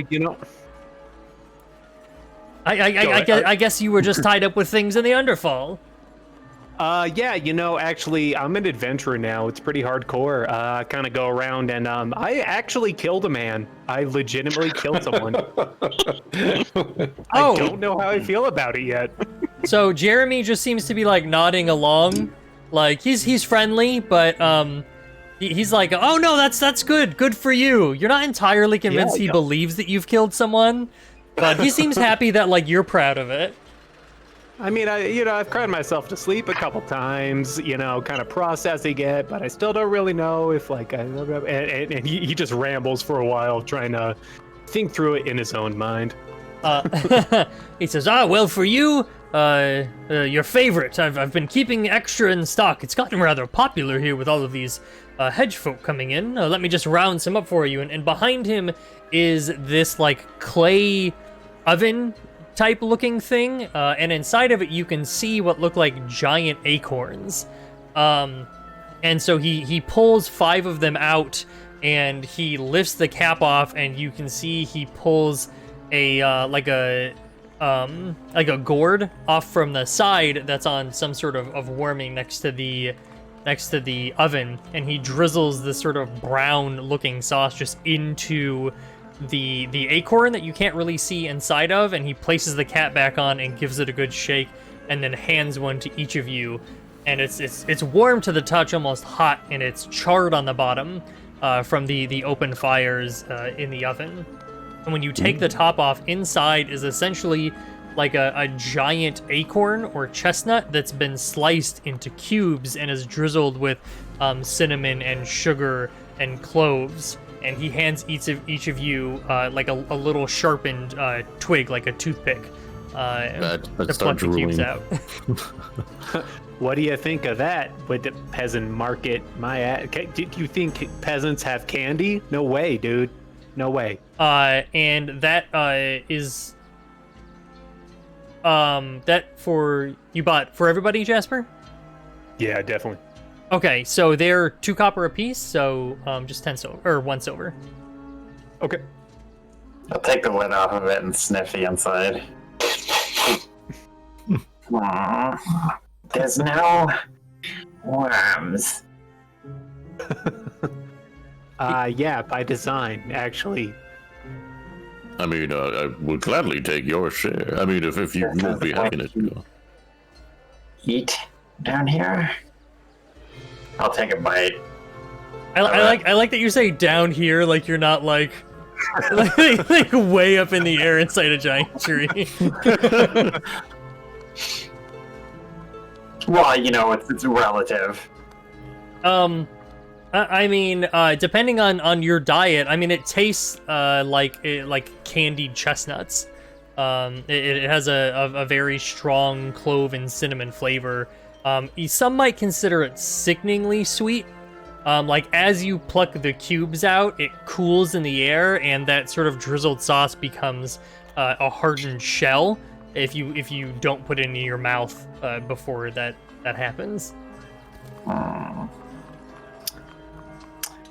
Delicious. Delicious. Well, shall we? Oh, thank you, of course. Oh yeah. Quite good. Yeah, Jasper is so happy to see other people eat it. He's validated. All right. Did you guys? Oh, go ahead.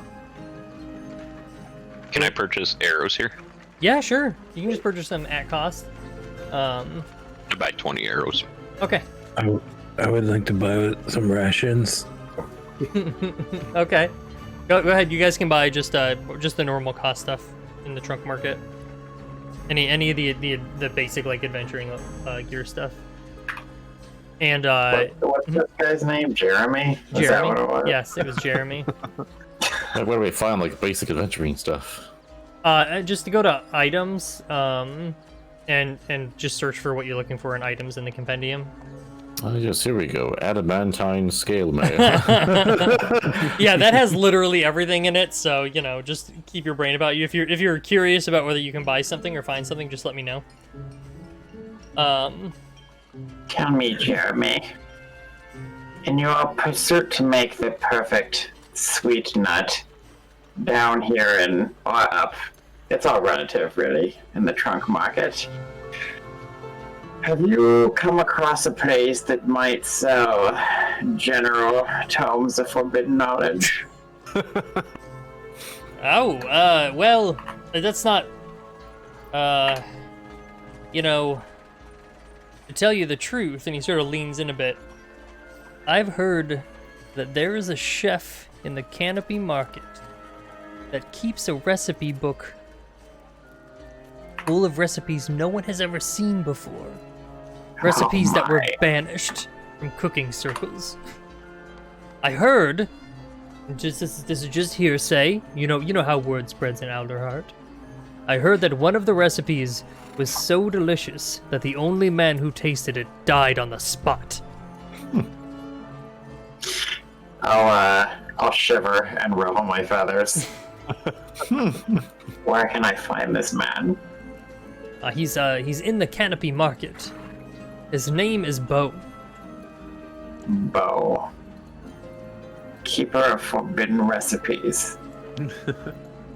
Thank you, Jeremy. Yes. I would like to purchase another one of your treats. Of course. 2 copper. And he slides it to you, and as he does, he goes, "Beware the salivating slurpant, my friend." I said slurpant, serpent, the salivating serpent. Slurpant. Now that's the name. The name is Slurpant now. That's a good restaurant name. The guy Slurpant. is such a brand. Jeremy has really branded his stall. I tell.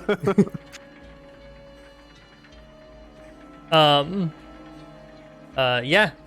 So Jeremy stands there sort of chit-chatting back and forth with you. I'll get him added as an NPC so you guys can reference him later, but he's more than happy to just shoot the shit, and you see like a good steady flow of humble folk sort of coming up and requesting different treats from his stall there.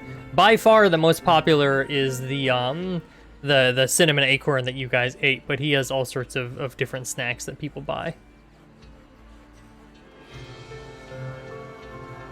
I get a little nervous and try to hide my face a little bit, just because I don't want people to recognize me and tell my dad that I'm here. Understood. Okay. All right, guys. Are we ready? I was browsing the items, trying to find like common sort of stuff. Are you looking for anything in particular? Just like a healing potion, perhaps. Yeah, that's what you can look around for like a local alchemist. I will indeed. Okay, yeah. So you wander around the trunk market looking for something that seems like an alchemist, and you sort of get like an acrid smell in your nostril, and you think this is the telltale sign of an alchemist. You follow it to a little stall over which hangs a wooden placard that has a bottle, and in it is like liquids of varying colors. It's like a third red, a third green, a third like orange, and behind it is a Strig who looks like most of the ends of his feathers have been singed off. And he sort of turns around and looks at you with a pair of spectacles that make his eyes look 3 times as big as they are. Says, "Oh, hello, customer. Welcome. What can I get for you at my fine alchemical booth?" Hello, friend. You see, Perhaps some healing. Yes. Alchemist fire. Well, you see, Or some acid, maybe. Well, you know, I kind of clasp my hands together and take a deep breath. I'm on an adventure of sorts with some friends of mine, and the adventuring life, what it was to be young. And you look like a strong adventurer. See, that's exactly the problem. I'm okay, but my friends are smaller and squishier and more prone to dying. I'd like to help Weaklings, them. yes. They've died at least 5 times. I'd like something to keep them in good health. Yes, well, I have exactly what you're looking for. Grimm's patented potions of healing. May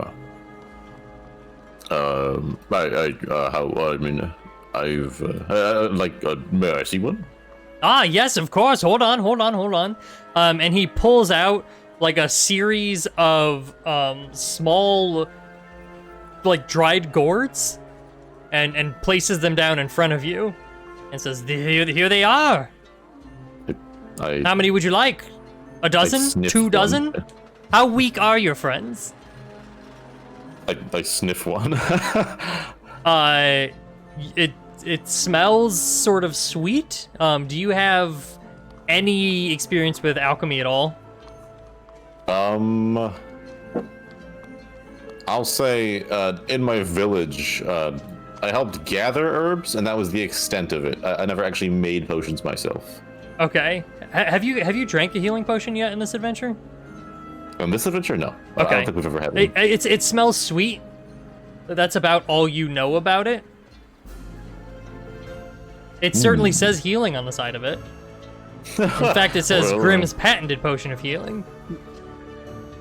Might I ask, what are these potions made of? Well, I can't give you my secret recipe. It's patented. Yes, of course, the patented, yes. How much for a small bottle of this? Well, it only comes in one size, my patented size, and it is 50 gold apiece. Oof. Yes. Right. Just well. Do you need a smaller one? Here, I dropped this one. Half of it's gone. This one's 25. That is sufficient enough for me. And I hand him 25 gold. Okay, you hand him 25 gold, and you take a gourd half full of a red liquid.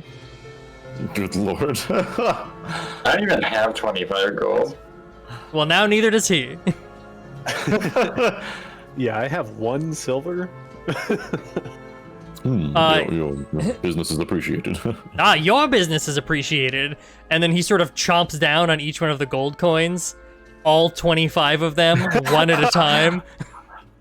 I stand there and I wait for him to finish, just kind of flabbergasted. He gets to the 25th one and he gives you a nod. Oh, looks like you're all set. Have a nice day.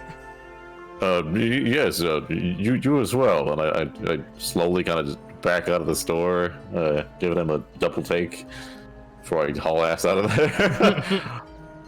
You didn't pay with any platinum? I have none. I guess I'll add. What was it to my inventory? It's what do I call this thing? It's Grimm's patented potion of healing. 1/2.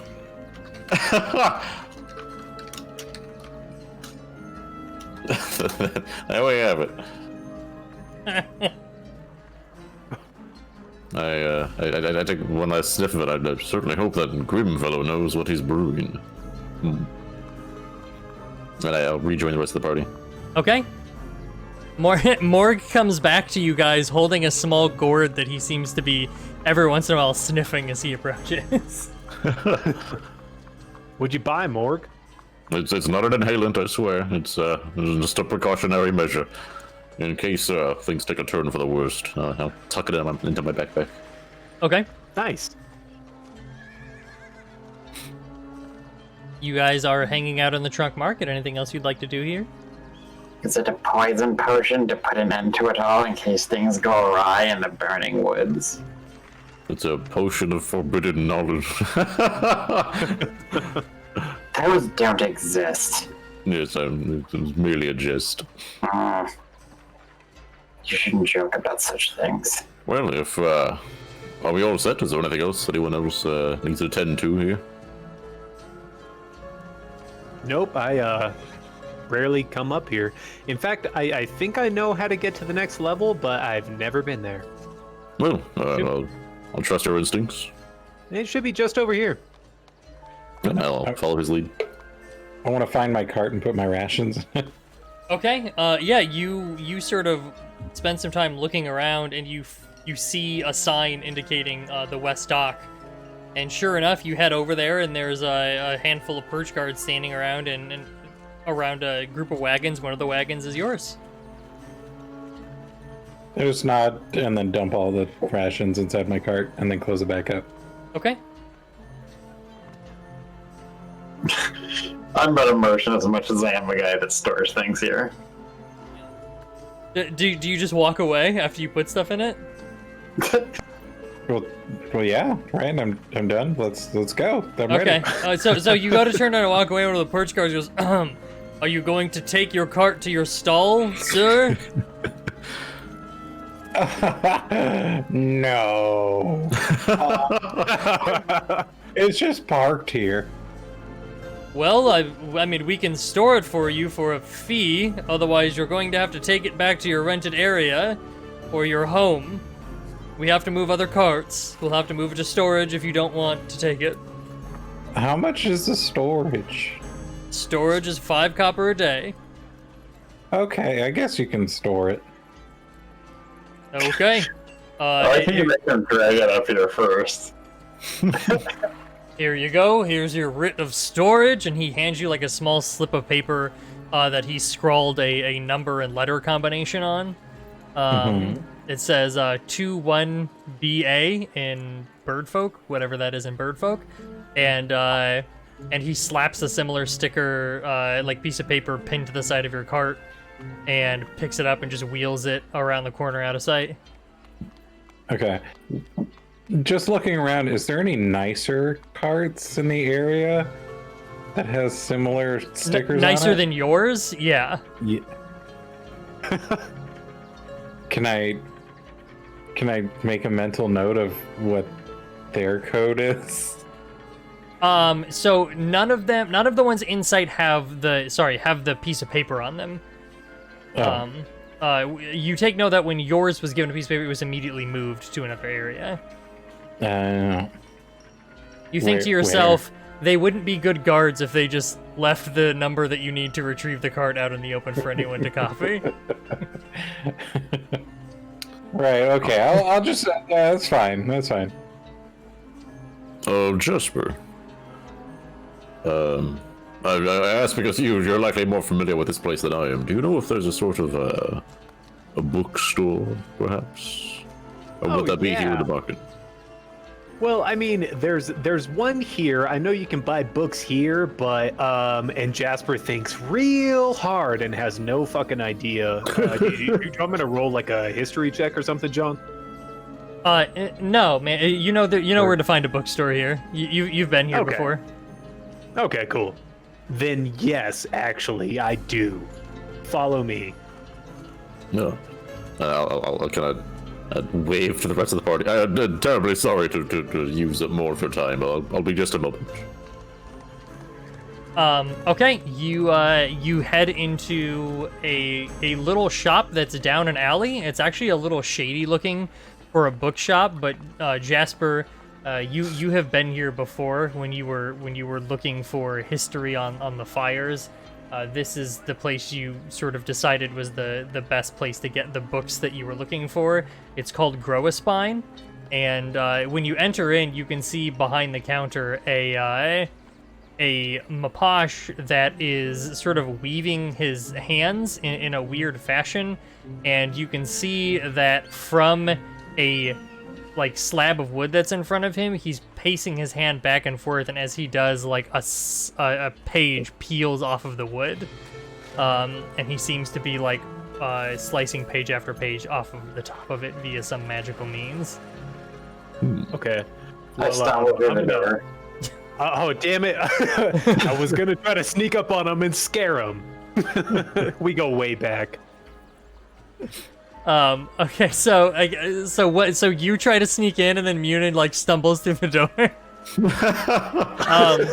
And like so, as Munin like stumbles through the door, you kind of bumps into Jasper, who lets out a little yelp, as he tends to be easy to frighten. And as he does, the bookkeeper turns around and says, "Oh, hello there, welcome. Oh, Jasper, Hey. It's been a while. I don't think I have any new books on the fire, if that's what you're looking for." Yeah, that is what I'm always looking for, you know me. But actually, my friends wanted to see these places. Yeah, this is Munin, and this is Morg. Sorry to intrude. It's a pleasure to meet you. You as well. It is never an intrusion. I am a store. I am here for you to peruse my fine goods. It's only an intrusion if you come when the door is locked. And he seems very amused with himself. He also gets a little upset if you read a book like without paying for anything at all. Like, don't spend too much time doing that. Just you know. Well, He gets a understandable. little touchy. Pardon me, sir. Might I inquire if you have any books on identifying herbs, or more specifically, berries? Yes, in fact I do. Hold on just a moment. I believe it's right over here. I think I grew this one just a few weeks ago. Copied it from a traveling herbalist who came through. Hold on, is this it? And he starts plucking things off the shelf. And he goes, "No, where did I place that? I should really get an organization system."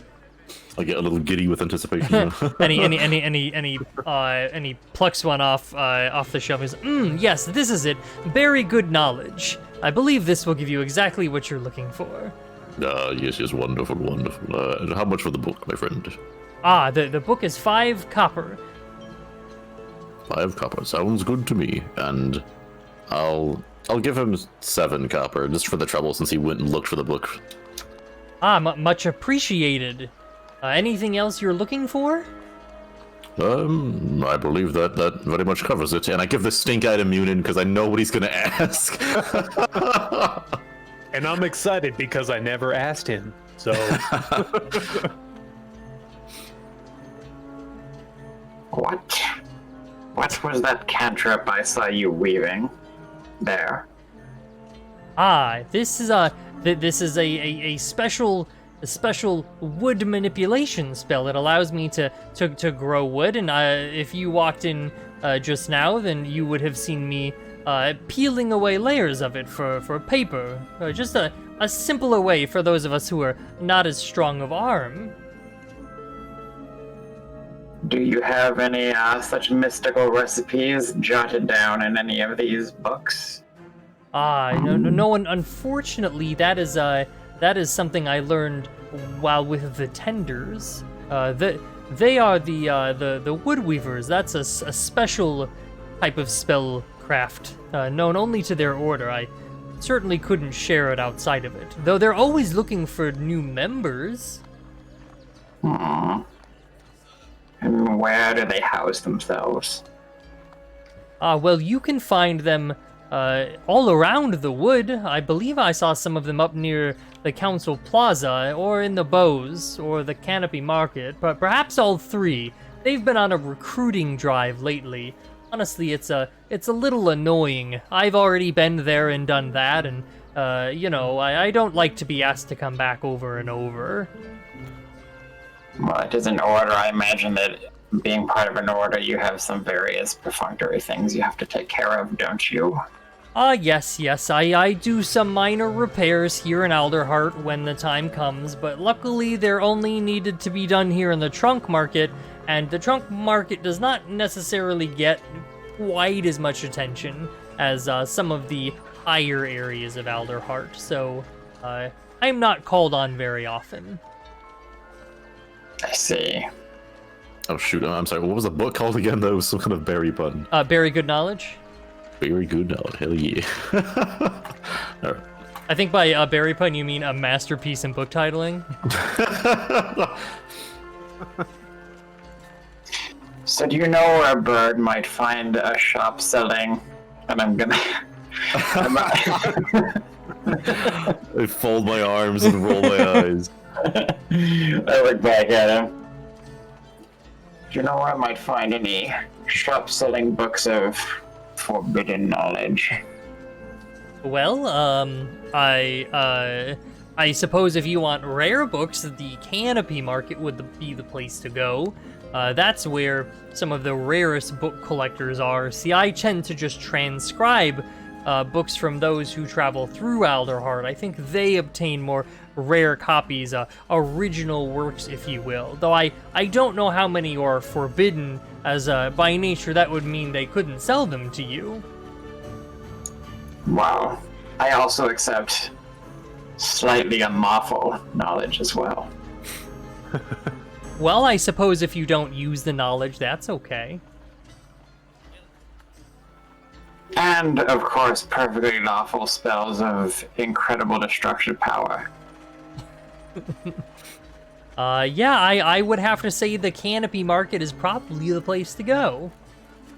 Yes, thank you for your time. And I grab Muted by the shoulder. So no, stop terrifying the poor shopkeeper. Well, thank you. Yes, of course. I guess I have to be going. Thanks, man. See you again. And we take off. Okay, you guys are back into the trunk market. Anything else? Anyone else looking for anything else? Onward. I'm looking for a way to the Canopy Market, I guess. I head up. I mean, we might want to, I guess, talk to the bird people, the bird council. They're way at the top, I think. Well, yeah. But I mean, you can also hit the markets on the way down, too. True. Lead the way, Jasper. Huh. Didn't really think about that. But yeah, the elevator's right over here. Okay. And Jasper hauls his little ass over there. So you guys make your way up. Jasper, you've never been to this area, so you sort of start losing yourself a little bit trying to get everyone to the Canopy Market. You feel very confident that you can get there, but as you sort of navigate the branches, you realize that once you go down a branch, it becomes increasingly difficult to get to another branch, and you sort of lose confidence as you go on. But eventually, you guys wind your way around to the Canopy Market, which by comparison to the Trunk Market is rather ornate. It's filled with all sorts of bird folk buying what look like precious and rare items in every booth. You notice that there aren't a lot of humble folk here, and more as you walk through, you seem to be getting a lot of stares, even more than in the other parts of Alderheart. I let Jasper lead the way, even though I know where I am. I love that little crow dude. Yeah, I am completely bewildered, but leading confidently. And Bellino, check your out of character chat. Go ahead. We just gotta go. We just gotta go this way. Yeah, it's I think it's over here. Wait, what are they selling? And Jasper gets distracted quickly. He's never been here before. Okay. I love the little crow dude there. He's like, come look at my crystal. Yeah, he's great. His tongue's Wait, like... but what do they do though? They're I healing like this green one, crystals. though. No shit. Okay, I really like this green one. Tell me more about this one. Do we? Is do we see Eliza here?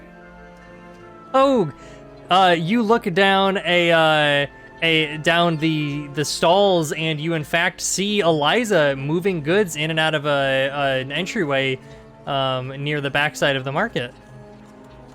Oh, I'll wave at her. She seems nose down. Doesn't really notice you waving. I'm suspicious. I went through her junk and it was all junk that I didn't care about. And now she's up here. Perhaps she had a cart in storage. That was not in character. Oh. It could have been in character. He said, the Corvin bends down at you, Jasper, and says, "Ah, little one, this is an emerald ion. It is capable of cleansing the mind of impure magics." What? So Jasper is gonna try to stay attached to the group, but in a place like this, he's gonna be enthralled with a lot of the new information and flashy, higher tier things he's never really been a part of. But I mean, he has no money at all, so he's not gonna try to steal anything. But he's gonna dig into the sales drop and then eventually go with, "Oh, but I don't have that kind of money." If it eventually gets that far. Okay, yeah, he goes, "Ah, yes, you could have your very own, and it will only cost you the small sum of 31,000 gold." Oh gosh. Oh my god. Okay. And Jasper just doesn't know how to disengage from the conversation. So once he realizes you don't have the money or seem like you don't have it, he just completely shifts focus. Like he just acts like you're not there at all and starts talking to the Strigg mother and her child who are reaching for the crystal. It's Jasper, lovely, isn't it? He needs some skin-to-skin contact. That social anxiety just fucking shot up, so... I chime in. As a single living soul actually spend that sort of money on one of your crystals? Well, if they didn't, I wouldn't be able to afford a shop up here, would I? Are you interested in a crystal? Perhaps you could crush it in your big hands. That seems relaxing. With that many 1,000 gold, I could probably buy this tree. You must be new to Alderheart. That explains why I haven't seen one like you before. I get sad. Yeah, I'm new. Enjoy your stay. And he just turns his attention back to the other sale he was trying to make. I'm gonna look closely at the crystal that he was trying to sell. I'm gonna use appraising eye on it. Do you need to handle it for appraising eye? Or do you just need to stare at it? I just have to Not spend an appraising. action examining an object. Okay. You just want to know what it is? Yeah, if it has any magic properties. Yeah, it appears to be an ion stone. What's an ion stone? Shit. They are magical stones that float around you and grant you powerful abilities. If you want to make an Arcana check, Arcana check, I'll let you try and identify what exactly it is. Okay.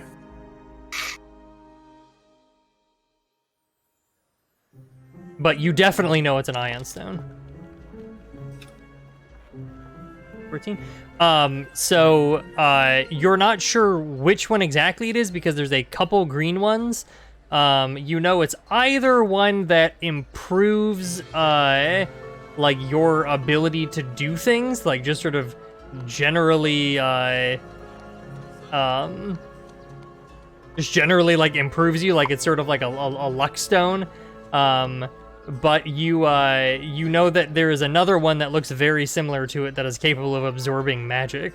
You're not sure which one of the two it is, but in either case, you know it to be valuable, though one is worth about twice as much as the other. And are they both in the neighborhood of 30,000 gold? One of them is 15,000. So, yes. I Okay. want to go say hi to Eliza. Okay, Doc, you head over, and Eliza is sort of moving boxes in and out of a building. So it looks like she doesn't have a stall. It looks like there's actually an entry door here that she's coming in and out of. And she's, hello there, Doc. Apologies, I didn't see you. I've just been trying to get everything in here. I had a new shipment sent here to Alderheart. It's one of the reasons I had to get here. Would you mind giving me a hand? Well, sure. I'll start helping her. Okay. So you start helping her move things into the shop, and as you go in, you notice it's actually pretty spacious compared to the fact that people are using stalls out here. She has like an entire store inside that's in like a curved circle shape. So it's pretty nice. It's a little run down. Like, it doesn't look as nice as the stalls. It's clearly not been upkept, but it is larger than them. She says, well, I appreciate all the help, but just a few more things here. Would you mind grabbing that one? It's a little heavy for me. Sure. What is it? Well, that's the thing. I'm not quite sure. We've got to have to crack these open and get them up on the shelves, get them appraised. Purchased a grab bag of items. Oh, well, I mean, you did buy them. What were you paying for? Well, that's the thing when you buy from this particular merchant. You're just assured a certain value of items. It could be any number of things that make up that value. For all I know, I just bought a box full of spoons. Let's hope that's not the case. Well, I mean, one day you'll need a spoon. True enough, Doc. I appreciate your positive outlook. Mm-hmm. I help her, and then do you want me to open this one and see what's inside? Is that the heavy one? Uh-huh. Sure. Sure, why don't you just bring it in here? That's the last one anyway. And she sort of grabs her wagon and, like, awkwardly pulls it through the door, like scraping on the sides, and just, like, pushes it to a back, I would say corner, but it's round, so just a back area. Said, yeah, here, why don't we go ahead and break it open? And she tosses you a crowbar. I pop it open. Okay. You pop it open, and inside of it is like several lengths of chain, like a little small token with a tree etched on it, a couple like paper scrolls that are bound up, and you see like a little metal squirrel, and that's about all the things that are in this one. You start picking things up, and it's clear that the chain was making up the bulk of weight here, but the squirrel itself feels pretty heavy for its size. Well, look, it's like a little Jasper. Oh, I guess it is. That's lovely. Hopefully he'll be able to come by and see it. I'm sure he'll enjoy it. Oh man, this would just make a really cool gift for him. How much you want for it? She says, well, I haven't really had a chance to appraise it. She sort of picks it up and turns it over and looks at it, and she goes, Oh, look at this! And you see her pop open a little chamber on the bottom, and a small key falls out, and she slides it into an opening on the squirrel's back and cranks it. And when she does, the feet under the squirrel start hopping. And she goes, oh, it's a little clockwork squirrel. And so she sets it on the counter, and it like hops forward, and then it lifts like a small metal acorn to its mouth, and you hear like a little chittering sound play as if there's just like little metal plates banging together rapidly, and then it hops forward, and it just keeps repeating that for a little while, and then eventually it stops moving. She goes, oh, well, this is quite a unique item. Well, I suppose normally I would sell it for about 25, but you since you all did help me out, I don't see any reason I can't knock 10% off the price, so let's call it it's 22 gold and 5 silver. I pull out my pocketbook, and I rummage through it, and just like, with a really downtrodden face. I only have 4 gold. She sort of sighs. She says, well, I do like you, Doc, but unfortunately I am here to run a business, so I'll be more than happy to hold it for you. We can always set it aside, and once you have enough, I'll be more than happy to part with it. I'll give you a few weeks. How does that sound? Yeah, I suppose that'll work. What if I... Yeah, that'll work. I guess that'll work. She picks up the clockwork squirrel and she sort of puts it behind the counter, in like what you're assuming is some sort of storage area, like immediately behind the counter, out of sight. Okay. All right, Eliza. Well, I hope you get real set up. Hey, quick question: is everyone up here just like real, racist? She sort of laughs and she says, well, Alderheart was originally the home of the bird folk. So I think some of them still have some negative views of the humble folk. There's a reason most of the humble folk are living down on the lower levels. As a trader, I've always been treated well, but I've seen the way they treat some of the humble folk who come up from the roots. Well, I wish you the best of luck, and if I come across anybody that might be interested in some interesting items, I'll send them your way. Sounds good. Much appreciated, Doc. I hope you enjoy your time at Alderheart. Please do come by again. What's the name of your shop? Oh, I suppose I haven't thought of a name yet. It was my sister's previously. How about Eliza's purchases? I like that. Maybe that is what I'll make it. And she sort of just like starts. She's clearly like pondering it as she continues to unpack boxes. Everyone else who's still up, just back in the market. What are you guys up to? Someday I'm gonna buy one of those gems. And then he'll be sorry. And then they'll be sorry that I spent all my money at their shop. Are there any food stands? Yeah, of course there are. Oh, hell yeah. What am I seeing? You do notice that the food stands up here are comprised mostly of like fresh fruit and vegetables.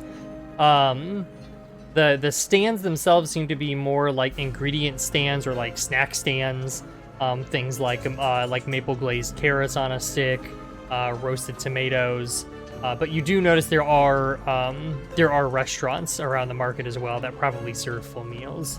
Though based on the prices you've run into here in the Canopy Market, you are not entirely convinced it's within your budget. What kind of like ingredients am I seeing? I mean, pretty much every fresh ingredient you could imagine is out here. Fresh ingredients, like name a fruit or vegetable? Apples? Yes, there are apples. Oh, hell. Wow. I will approach this said stand with apples. Okay, yeah, you approach a produce stand, and there is a long-necked bird folk, like a heron folk, standing there, and he says, "Oh, welcome. You're a big fella. What can I interest you in? Something to keep you strong and healthy, perhaps?" Oh yes, that would indeed do well.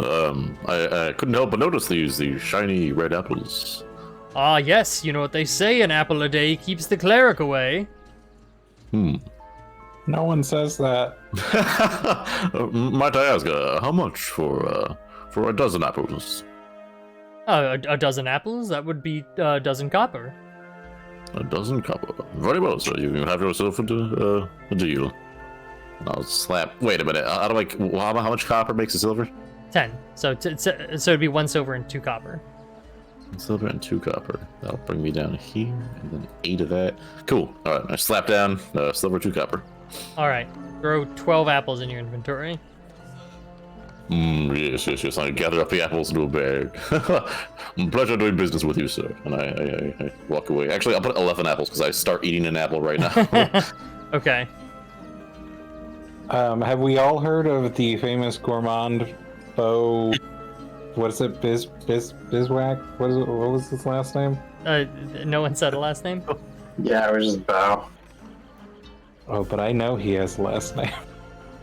Well, you gotta find him to find out what it is. That's how you know you're in with Bo. I just want to know if I've heard of him. Are you from here? Or you spent a lot of time No. here?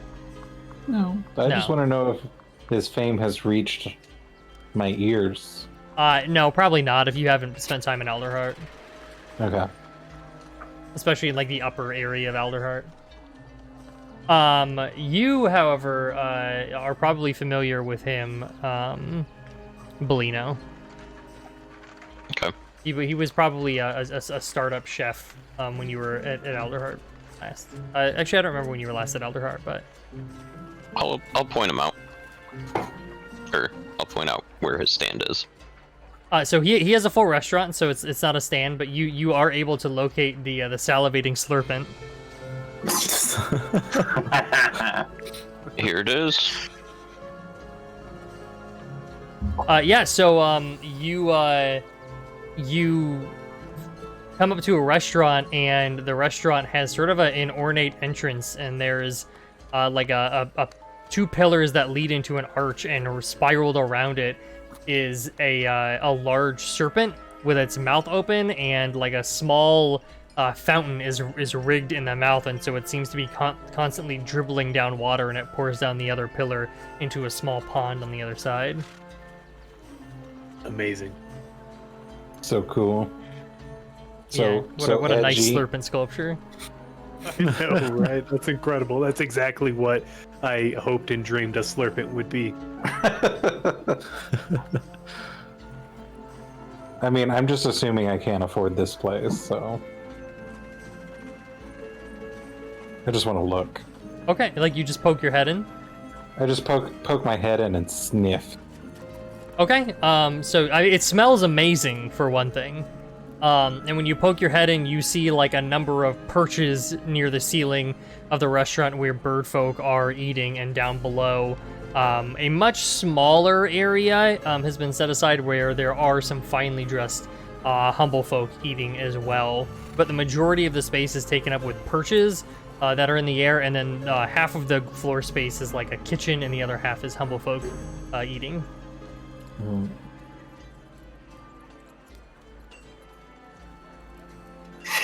Okay, well, all this shopping's getting me hungry, and let's get out of here. Let's go up to the council.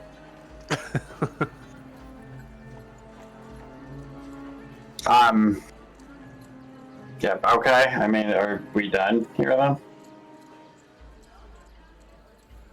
At the restaurant or in the market? Either. Chewing my apple. I'm like, yeah, I'm good. Go. I have no money, and I go to pick up one of the bits of apple that dropped off Morgue. Pretty big chunk. You can't ignore that. I'm not going to ignore that. Yeah, I can't afford anything, but if there's anything you want to do, we'll tag along. How did the cat merchant come into possession of such an ornate shop? She was quite destitute when we saved her on the road. Oh, I explained that she inherited the shop and that she had an order to arrive here. So she's just getting set up now.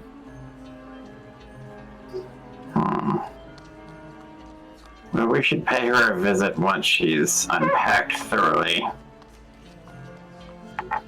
She does owe us, you know.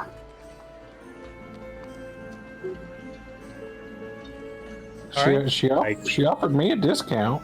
Yes. Pretty cool. Think maybe we should get a bit more than a discount, don't you? We saved her life. I mean, she still has a business to run. She's not our slave because we saved her. Well,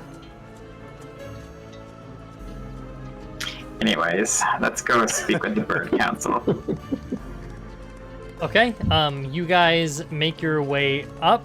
Once again, Jasper seems lost. He's never been to the Bird Council, and eventually you reach a point where you're not really sure where to go. And you end up having to... Oh, go ahead. I speak really fluent bird folk, and I know a lot of the slang of Alderheart as well. Mm-hmm. So I have no problem asking questions, especially if my friends are nearby. I'm not going to ask questions if no one's around me, though. Yeah, you just find a perch guard and ask which way, and the perch guard directs you up. So Nice. he sends you to one of the several walkways that lead up that way. And shortly afterwards, you find yourself at the entrance to the Birdfolk Council. Ooh, this is way too fancy. We're getting out of here. I'm getting altitude sickness, I think, guys. We all get a nosebleed. Yeah, so you get here and you notice outside are two like ivory statues of birdfolk, and ahead seems to be the entrance to the Birdfolk Council. You can see a number of perch guards just sort of pacing around, and at the door to the chambers themselves, two perch guards stand. The two main deities. Those are the two main deities. Those are the Amarantine, yes, or Yeah. the two most prominent members of the Amarantine. Right. Which I don't know why I said somehow. bird, but you guys would know that. You're all from Humblewood. You know who the Amarantine are. What'd you say? Sorry. I said Aaron and some owl dude. Ardia and Titan? Yeah. Artie? Yeah. Yeah, exactly. Yeah, so Ardia is on the left, Titan is on the right. Oh, Artia. Ardia. Or Ardea. I thought you were saying Artie. Like. No, no. Ardea, the Dawn Mother. She's the goddess of life and light, and then the other one is Titan, the Night Father, and he is like the counter. So he's like night and death and grave. Sounds like a real cool guy. Gregorius takes after him. Okay, well, instead of just standing out here like a bunch of creepers, I guess we should go inside. Okay, you head up to the main doors, and you're stopped by two gruff-looking perch guard. And one of them looks at you and says, yes, what can I do for you?" We have a writ. He sort of roughly grabs the paperwork out of your hand. Let me see that. He starts looking through the scroll, and after giving it a very thorough read-through, he moves to the side and stiffens his back, and he gestures towards the door. He says, "Everything seems to be in order here. Please join the other petitioners waiting to be summoned." Thank you. Cool. I'm gonna take the writ back. Oh, nope, that's not how that works. You've submitted your writ for your meeting with the council. But it's like currency. Yes, each writ is one use, otherwise people would just keep coming back, over and over again. But It doesn't even have any charges or anything. How long is the wait? Well, I don't suppose there's that many people in there. I don't know, maybe an hour. I don't know. I'm the guard, not the attendant. Thank you for your time. Stop bothering the poor man, and I guess I start dragging him along. But if we come back another time and we don't see the council, can I get that refunded? But why you're going to see the council? That's why What you've if I have to provided a leave writ. early? What's your name? If you all have to exit, then we can provide you the writ back. Alright, thank you. You all must exit.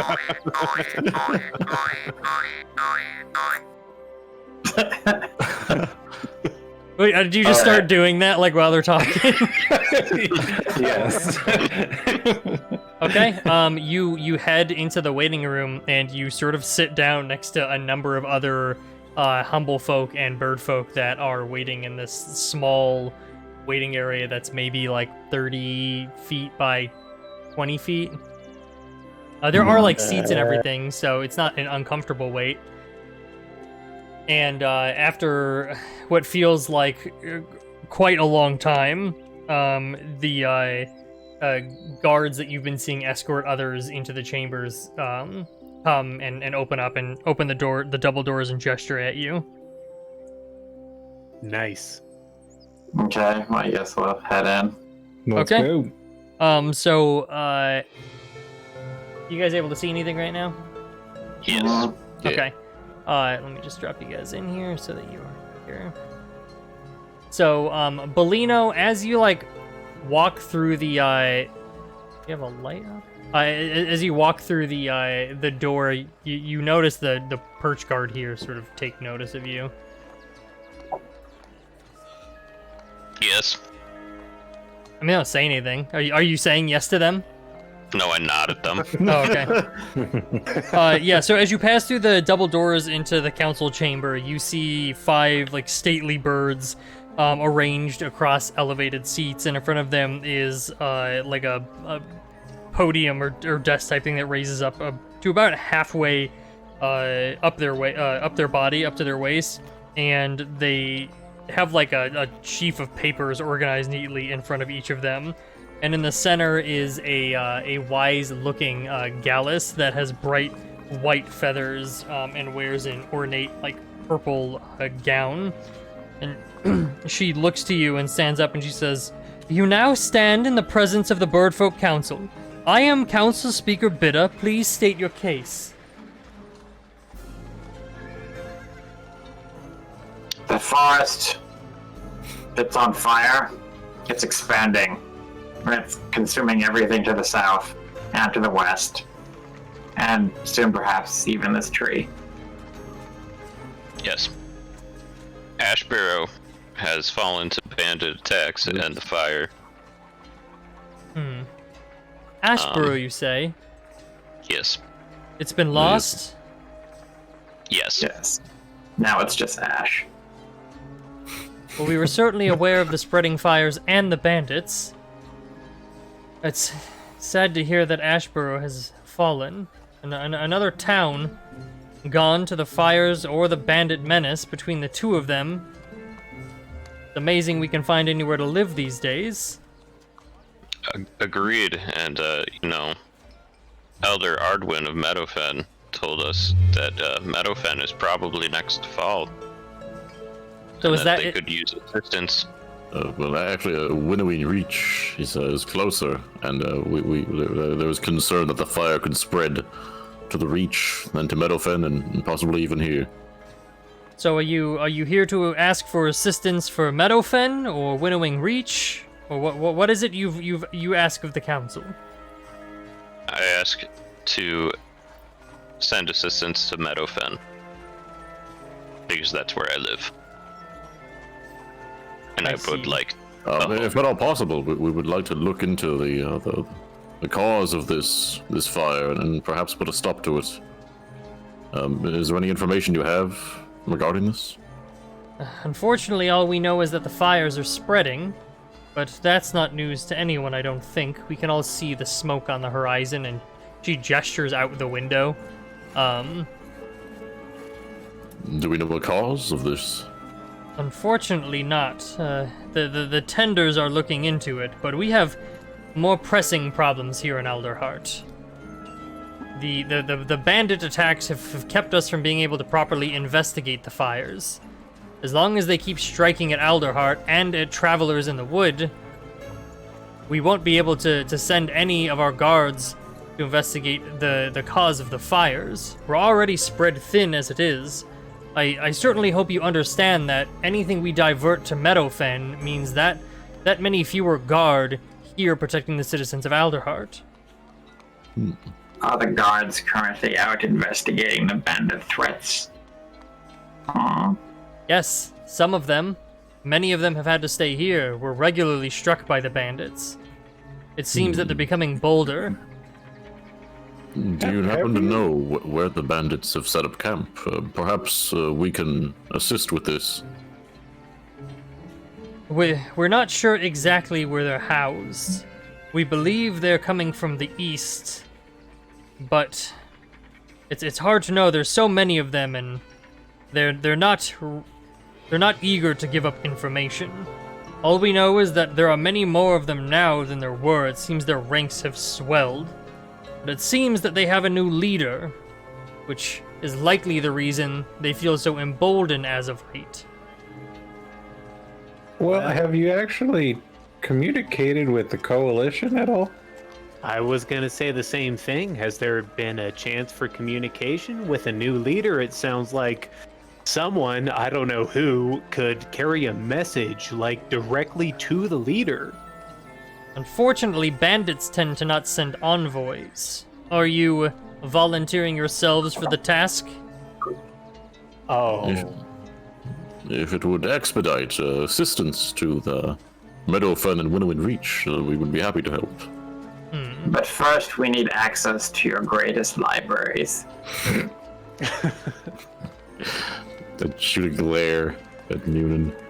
Well, there are certainly libraries to be here. Our knowledge is open. All of them are public, aside from the information the tenders keep, though their order itself is public, so there's little to be hidden here. You're welcome to any of the libraries.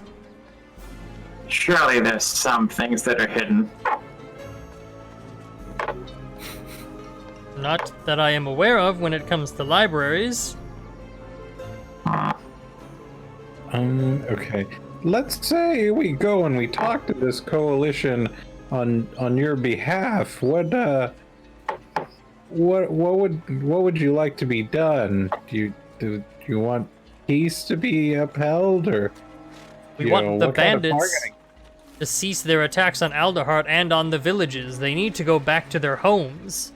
They're playing at roadside ruffians, and we have real issues to take care of. How are we to deal with the fires when we have to spend all of our guard effort on the bandits?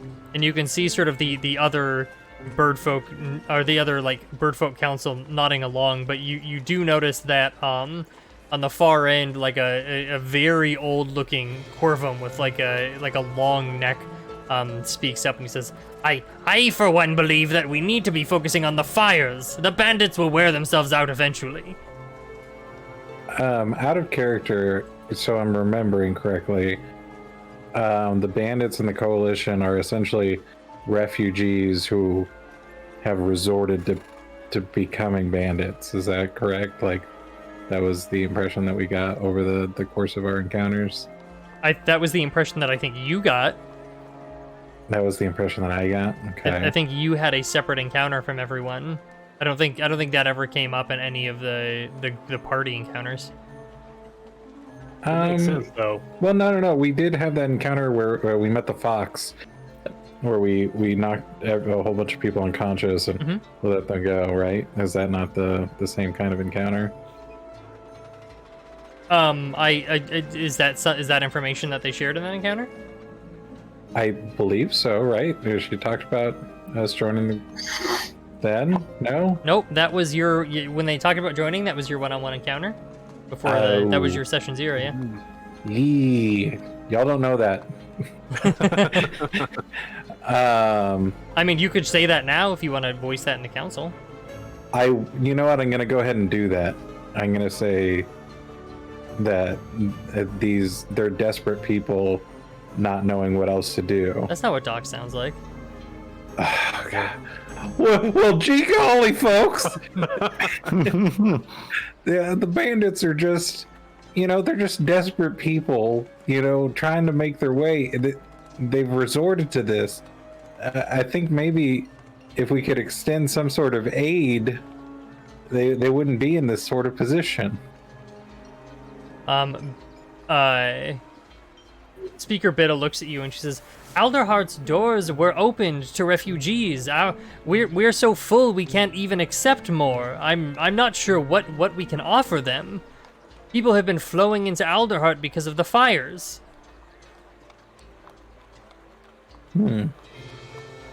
If this keeps up, pretty soon you'll have humble folk living even in the highest reaches of the tree.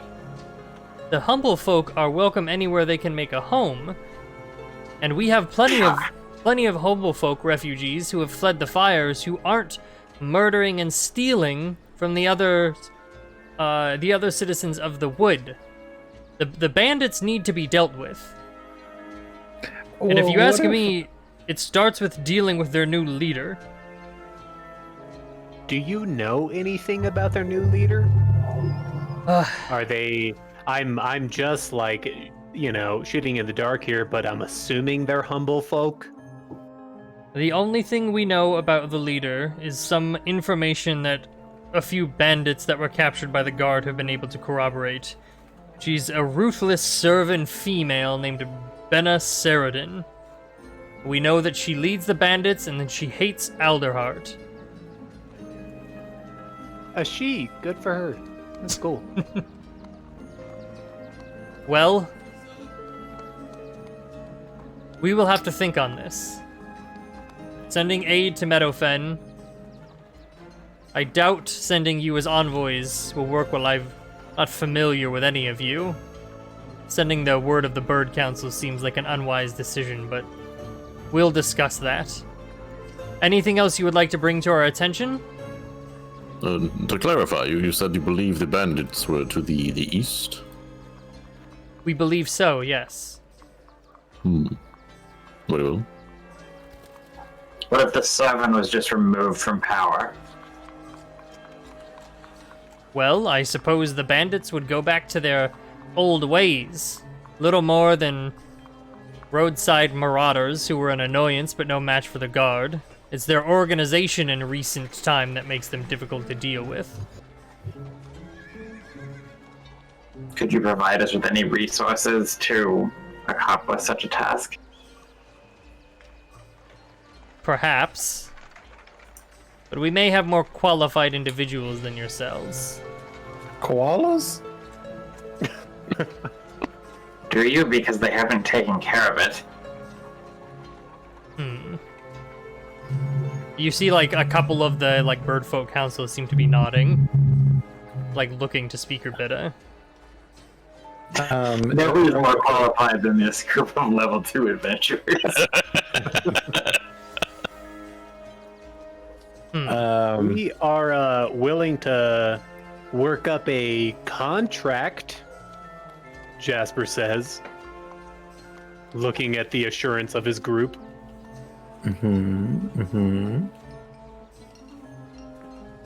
Well, should it come to that, then some sort of agreement will be in place. There's certainly nothing in writing. We're asking you to execute the head of the bandit coalition. Task, you mean? Execute a task. We will need to discuss this. Also, for your consideration, I mean, if we're gonna do that, I mean, a simple outfit of, horses for us to get there very quickly, and, supplies like rations and, Nuts. it's like nuts, definitely nuts.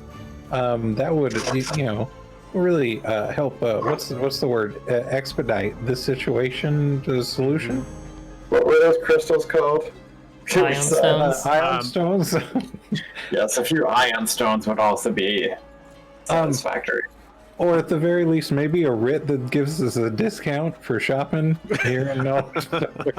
You are all certainly asking a lot for people who have not been given a task by the council. Well, I'm we're under just, the we're just assumption. shooting ideas, The altitude's very high up here, and the oxygen is thin, so... I think we've reached the end of our conversation. Unless you have something else pressing you'd like to discuss, we have other petitioners who are waiting. Yeah, but we talked to them. It's not really that interesting.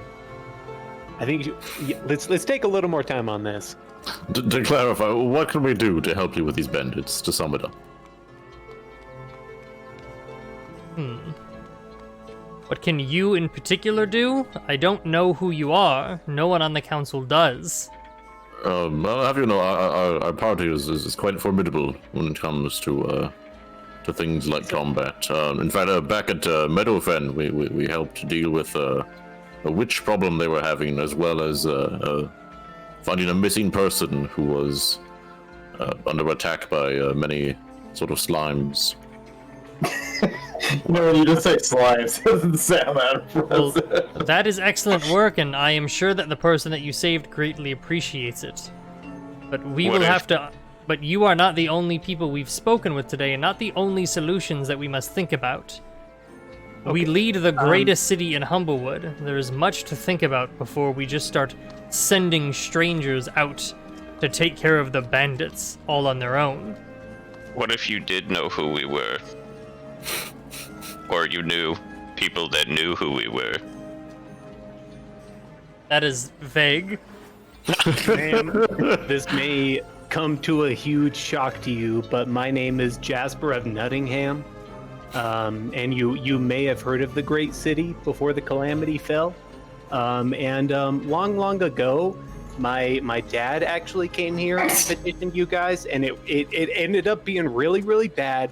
So like, don't like judge me at all from that. I didn't really want to bring it up until now, but I think it's important that I bring it up now because I want you to know that me and my people have like a lot to prove.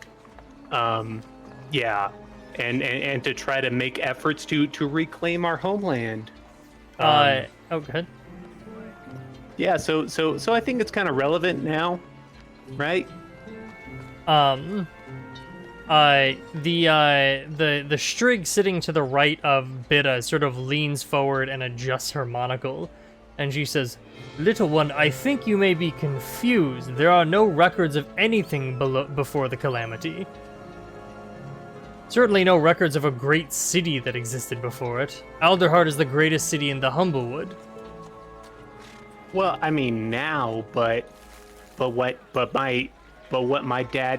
dad always told me, but I understand that you guys need to be, talk it over.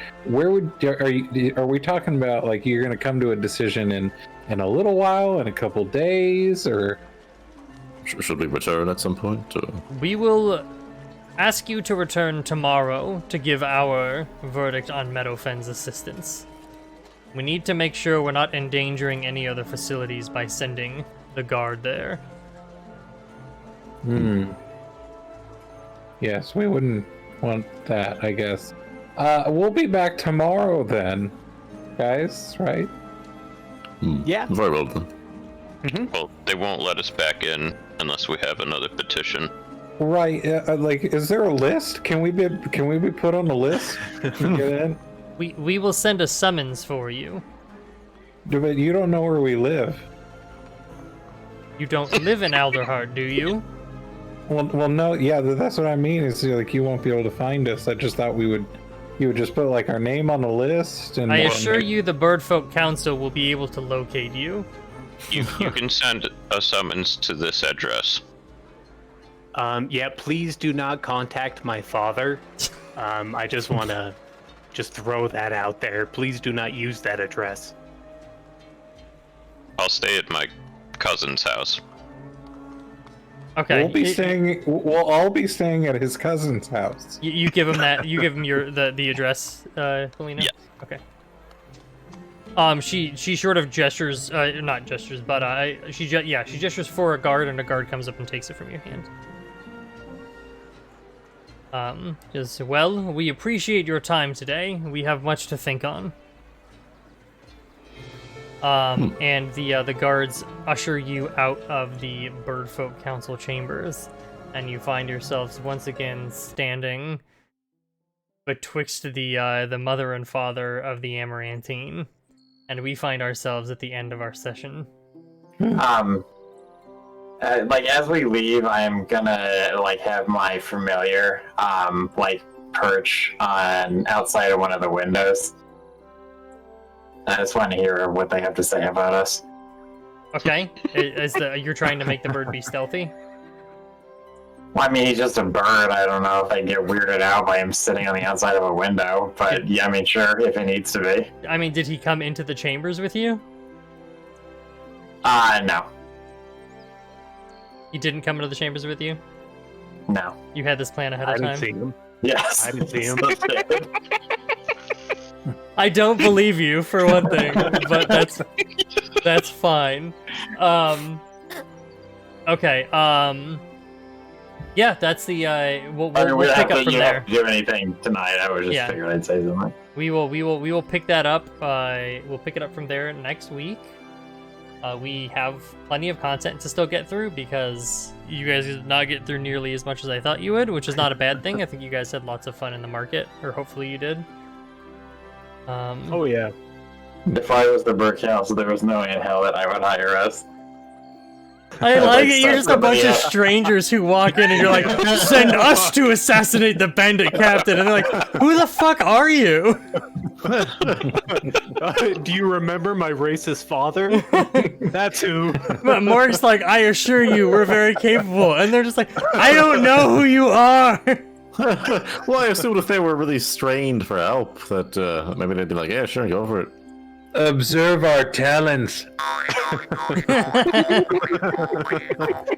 We were just like we came here just to like give them or to get assistance from Meadowfen, right? Yeah, that's Well, why you came here. Well, okay, so I mean, because we did ask them for that, I just didn't know if we walked in and then just started talking a bunch of shit that had no no connection to what we were supposed to be here for originally. No, you did ask for assistance. That was why you went there. Since we completed the quest, did we level up? Completed the. All you did was walk there and talk to them. That was a 4 That session was long it? quest, man. That's true. That's what it was. Was that we were supposed to request help? Yep, we did it. This is not the end of the quest line. You got to get to the end of the quest line. Well, mission accomplished. man. We're done. Pack it up, boys. Campaign over. Yep, that's it. Campaign's done. You did it. We're heroes. We're heroes. We'll get a big banner and Meadowfen mission accomplished. Time to retire the characters. In Meadowfen, there's going to be some hay and stick statues of you as the guys who walked to Alderheart. So does Meadowfen require backup not only for bandits but also for like the fire creatures? Because it's like, hey, they need help for bandits. They're like, nah, I can't go because there's bandits on the way. It's like, well, yeah, that's also the problem. That's double the same problem. I thought it was they were more concerned with like the creatures that came and destroyed Ashborough. Hmm. Weren't they? Like, I thought that's what the concern was. Are you talking about back in Meadowfen, the Elder? Yeah. The Elder seemed seemed worried about the fires spreading to Meadowfen. Yeah. Okay. Though it is worth noting that when the head of the militia there came back, they did also note that bandits had ransacked Ashborough pretty much as soon as it lit on fire, and they had lost like the entire party on the way back. Mm-hmm. There's no correlation between the bandits and the fire. I think we all know that. Of course. I would like to say I catch everyone up on my one-on-one. Okay. Oh. Yeah. So to catch everyone up on Doc's one-on-one, since all of you had a session 0 essentially in Discord when I asked you essentially what happened when you ran into bandits on the road, Doc's encounter. Wait, my one-on-one lasted 2 seconds. Yeah, you What did you put do? them Did you to murder sleep them? and then left. No, I robbed them. That's true, you did rob them. That's funny. Morg intimidated them and left. Bellino, I think did you sneak by them? Did you attack them? I don't remember. I don't remember exactly what happened. think I just snuck by them, or I lied to them. One of the two. Yeah, Jasper got afraid and ran into some bushes and just kept running until he popped out on a road and found Doc. Doc encountered them, and when they threatened him, he offered to instead provide them aid, and they led him to a glen where one of their injured compatriots, they had hidden him away, and he healed the bandit, and they offered, or told Doc that he should come lend his services to the bandit coalition. Yeah, I got offered a job. Well, why didn't you tell that to the council? Well, I did. Yeah, that's what I said. I caught them up. It's just we didn't go over the details. Also, okay. Doc was told where they are. Yeah, I know exactly where they are. They gave me a map on where to go. That's so funny. Oh, I lied to them. I dropped a "Do you know who I am?" You did drop that, but no one asked about it yet. So, and then you didn't reveal anything. So, No, I told that to the bandits. I dropped it. Do you know who I am? Oh, that's what you did. Okay. Yeah, that's what I did. Oh, that's right. Well, Man, I couldn't even get a map off of him when I robbed him. they don't carry maps. They drew Doc a map. I didn't even get extra gold when I stole gold off of him. I guess I didn't give you anything when you robbed him. I really should have. See, it's so weird because like almost every encounter, I mean, we did our best to like not kill them. I for some reason just I had assumed that we all kind of knew that they're not necessarily like evil people. You're the only one who like talked to them. I just thought you guys were a bunch of pacifists and didn't want to kill people. Oh, no, they're just desperate people. Yeah, Jasper was just, not so conditioned to killing at that point, but after Now the he last, thirsts for blood. 2 weeks, he's ready. He's ready for blood. He says, "Fill my nuts with the blood of my enemies." And I think the only person here that's done any killing has been Morg. That's true. That's killed like the actual humble folk. That's true. I I think Mork has actually killed a humble folk. You didn't kill him. You just knocked him out. That's right. Yeah. Yeah. Mm-hmm. Yeah. Ain't no murder. And you saved him. I've sent no one to the morgue yet. Other than some slimes. Is it weird playing in a game where you guys realize you're now 3 sessions in it or 4 sessions in and you've literally never killed someone? Not killed anybody. Unlike you murder hobos in my campaign. First of all, you have an evil ass organization in your campaign. Everyone seems real cool with it. They're all from Brooklyn.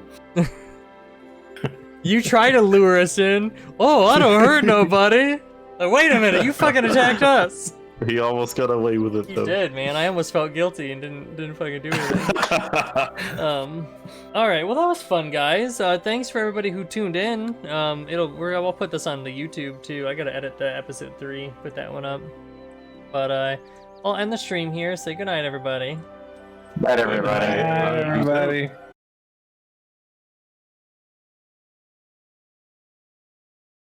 Oh, you're still here.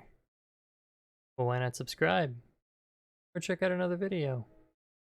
Or not.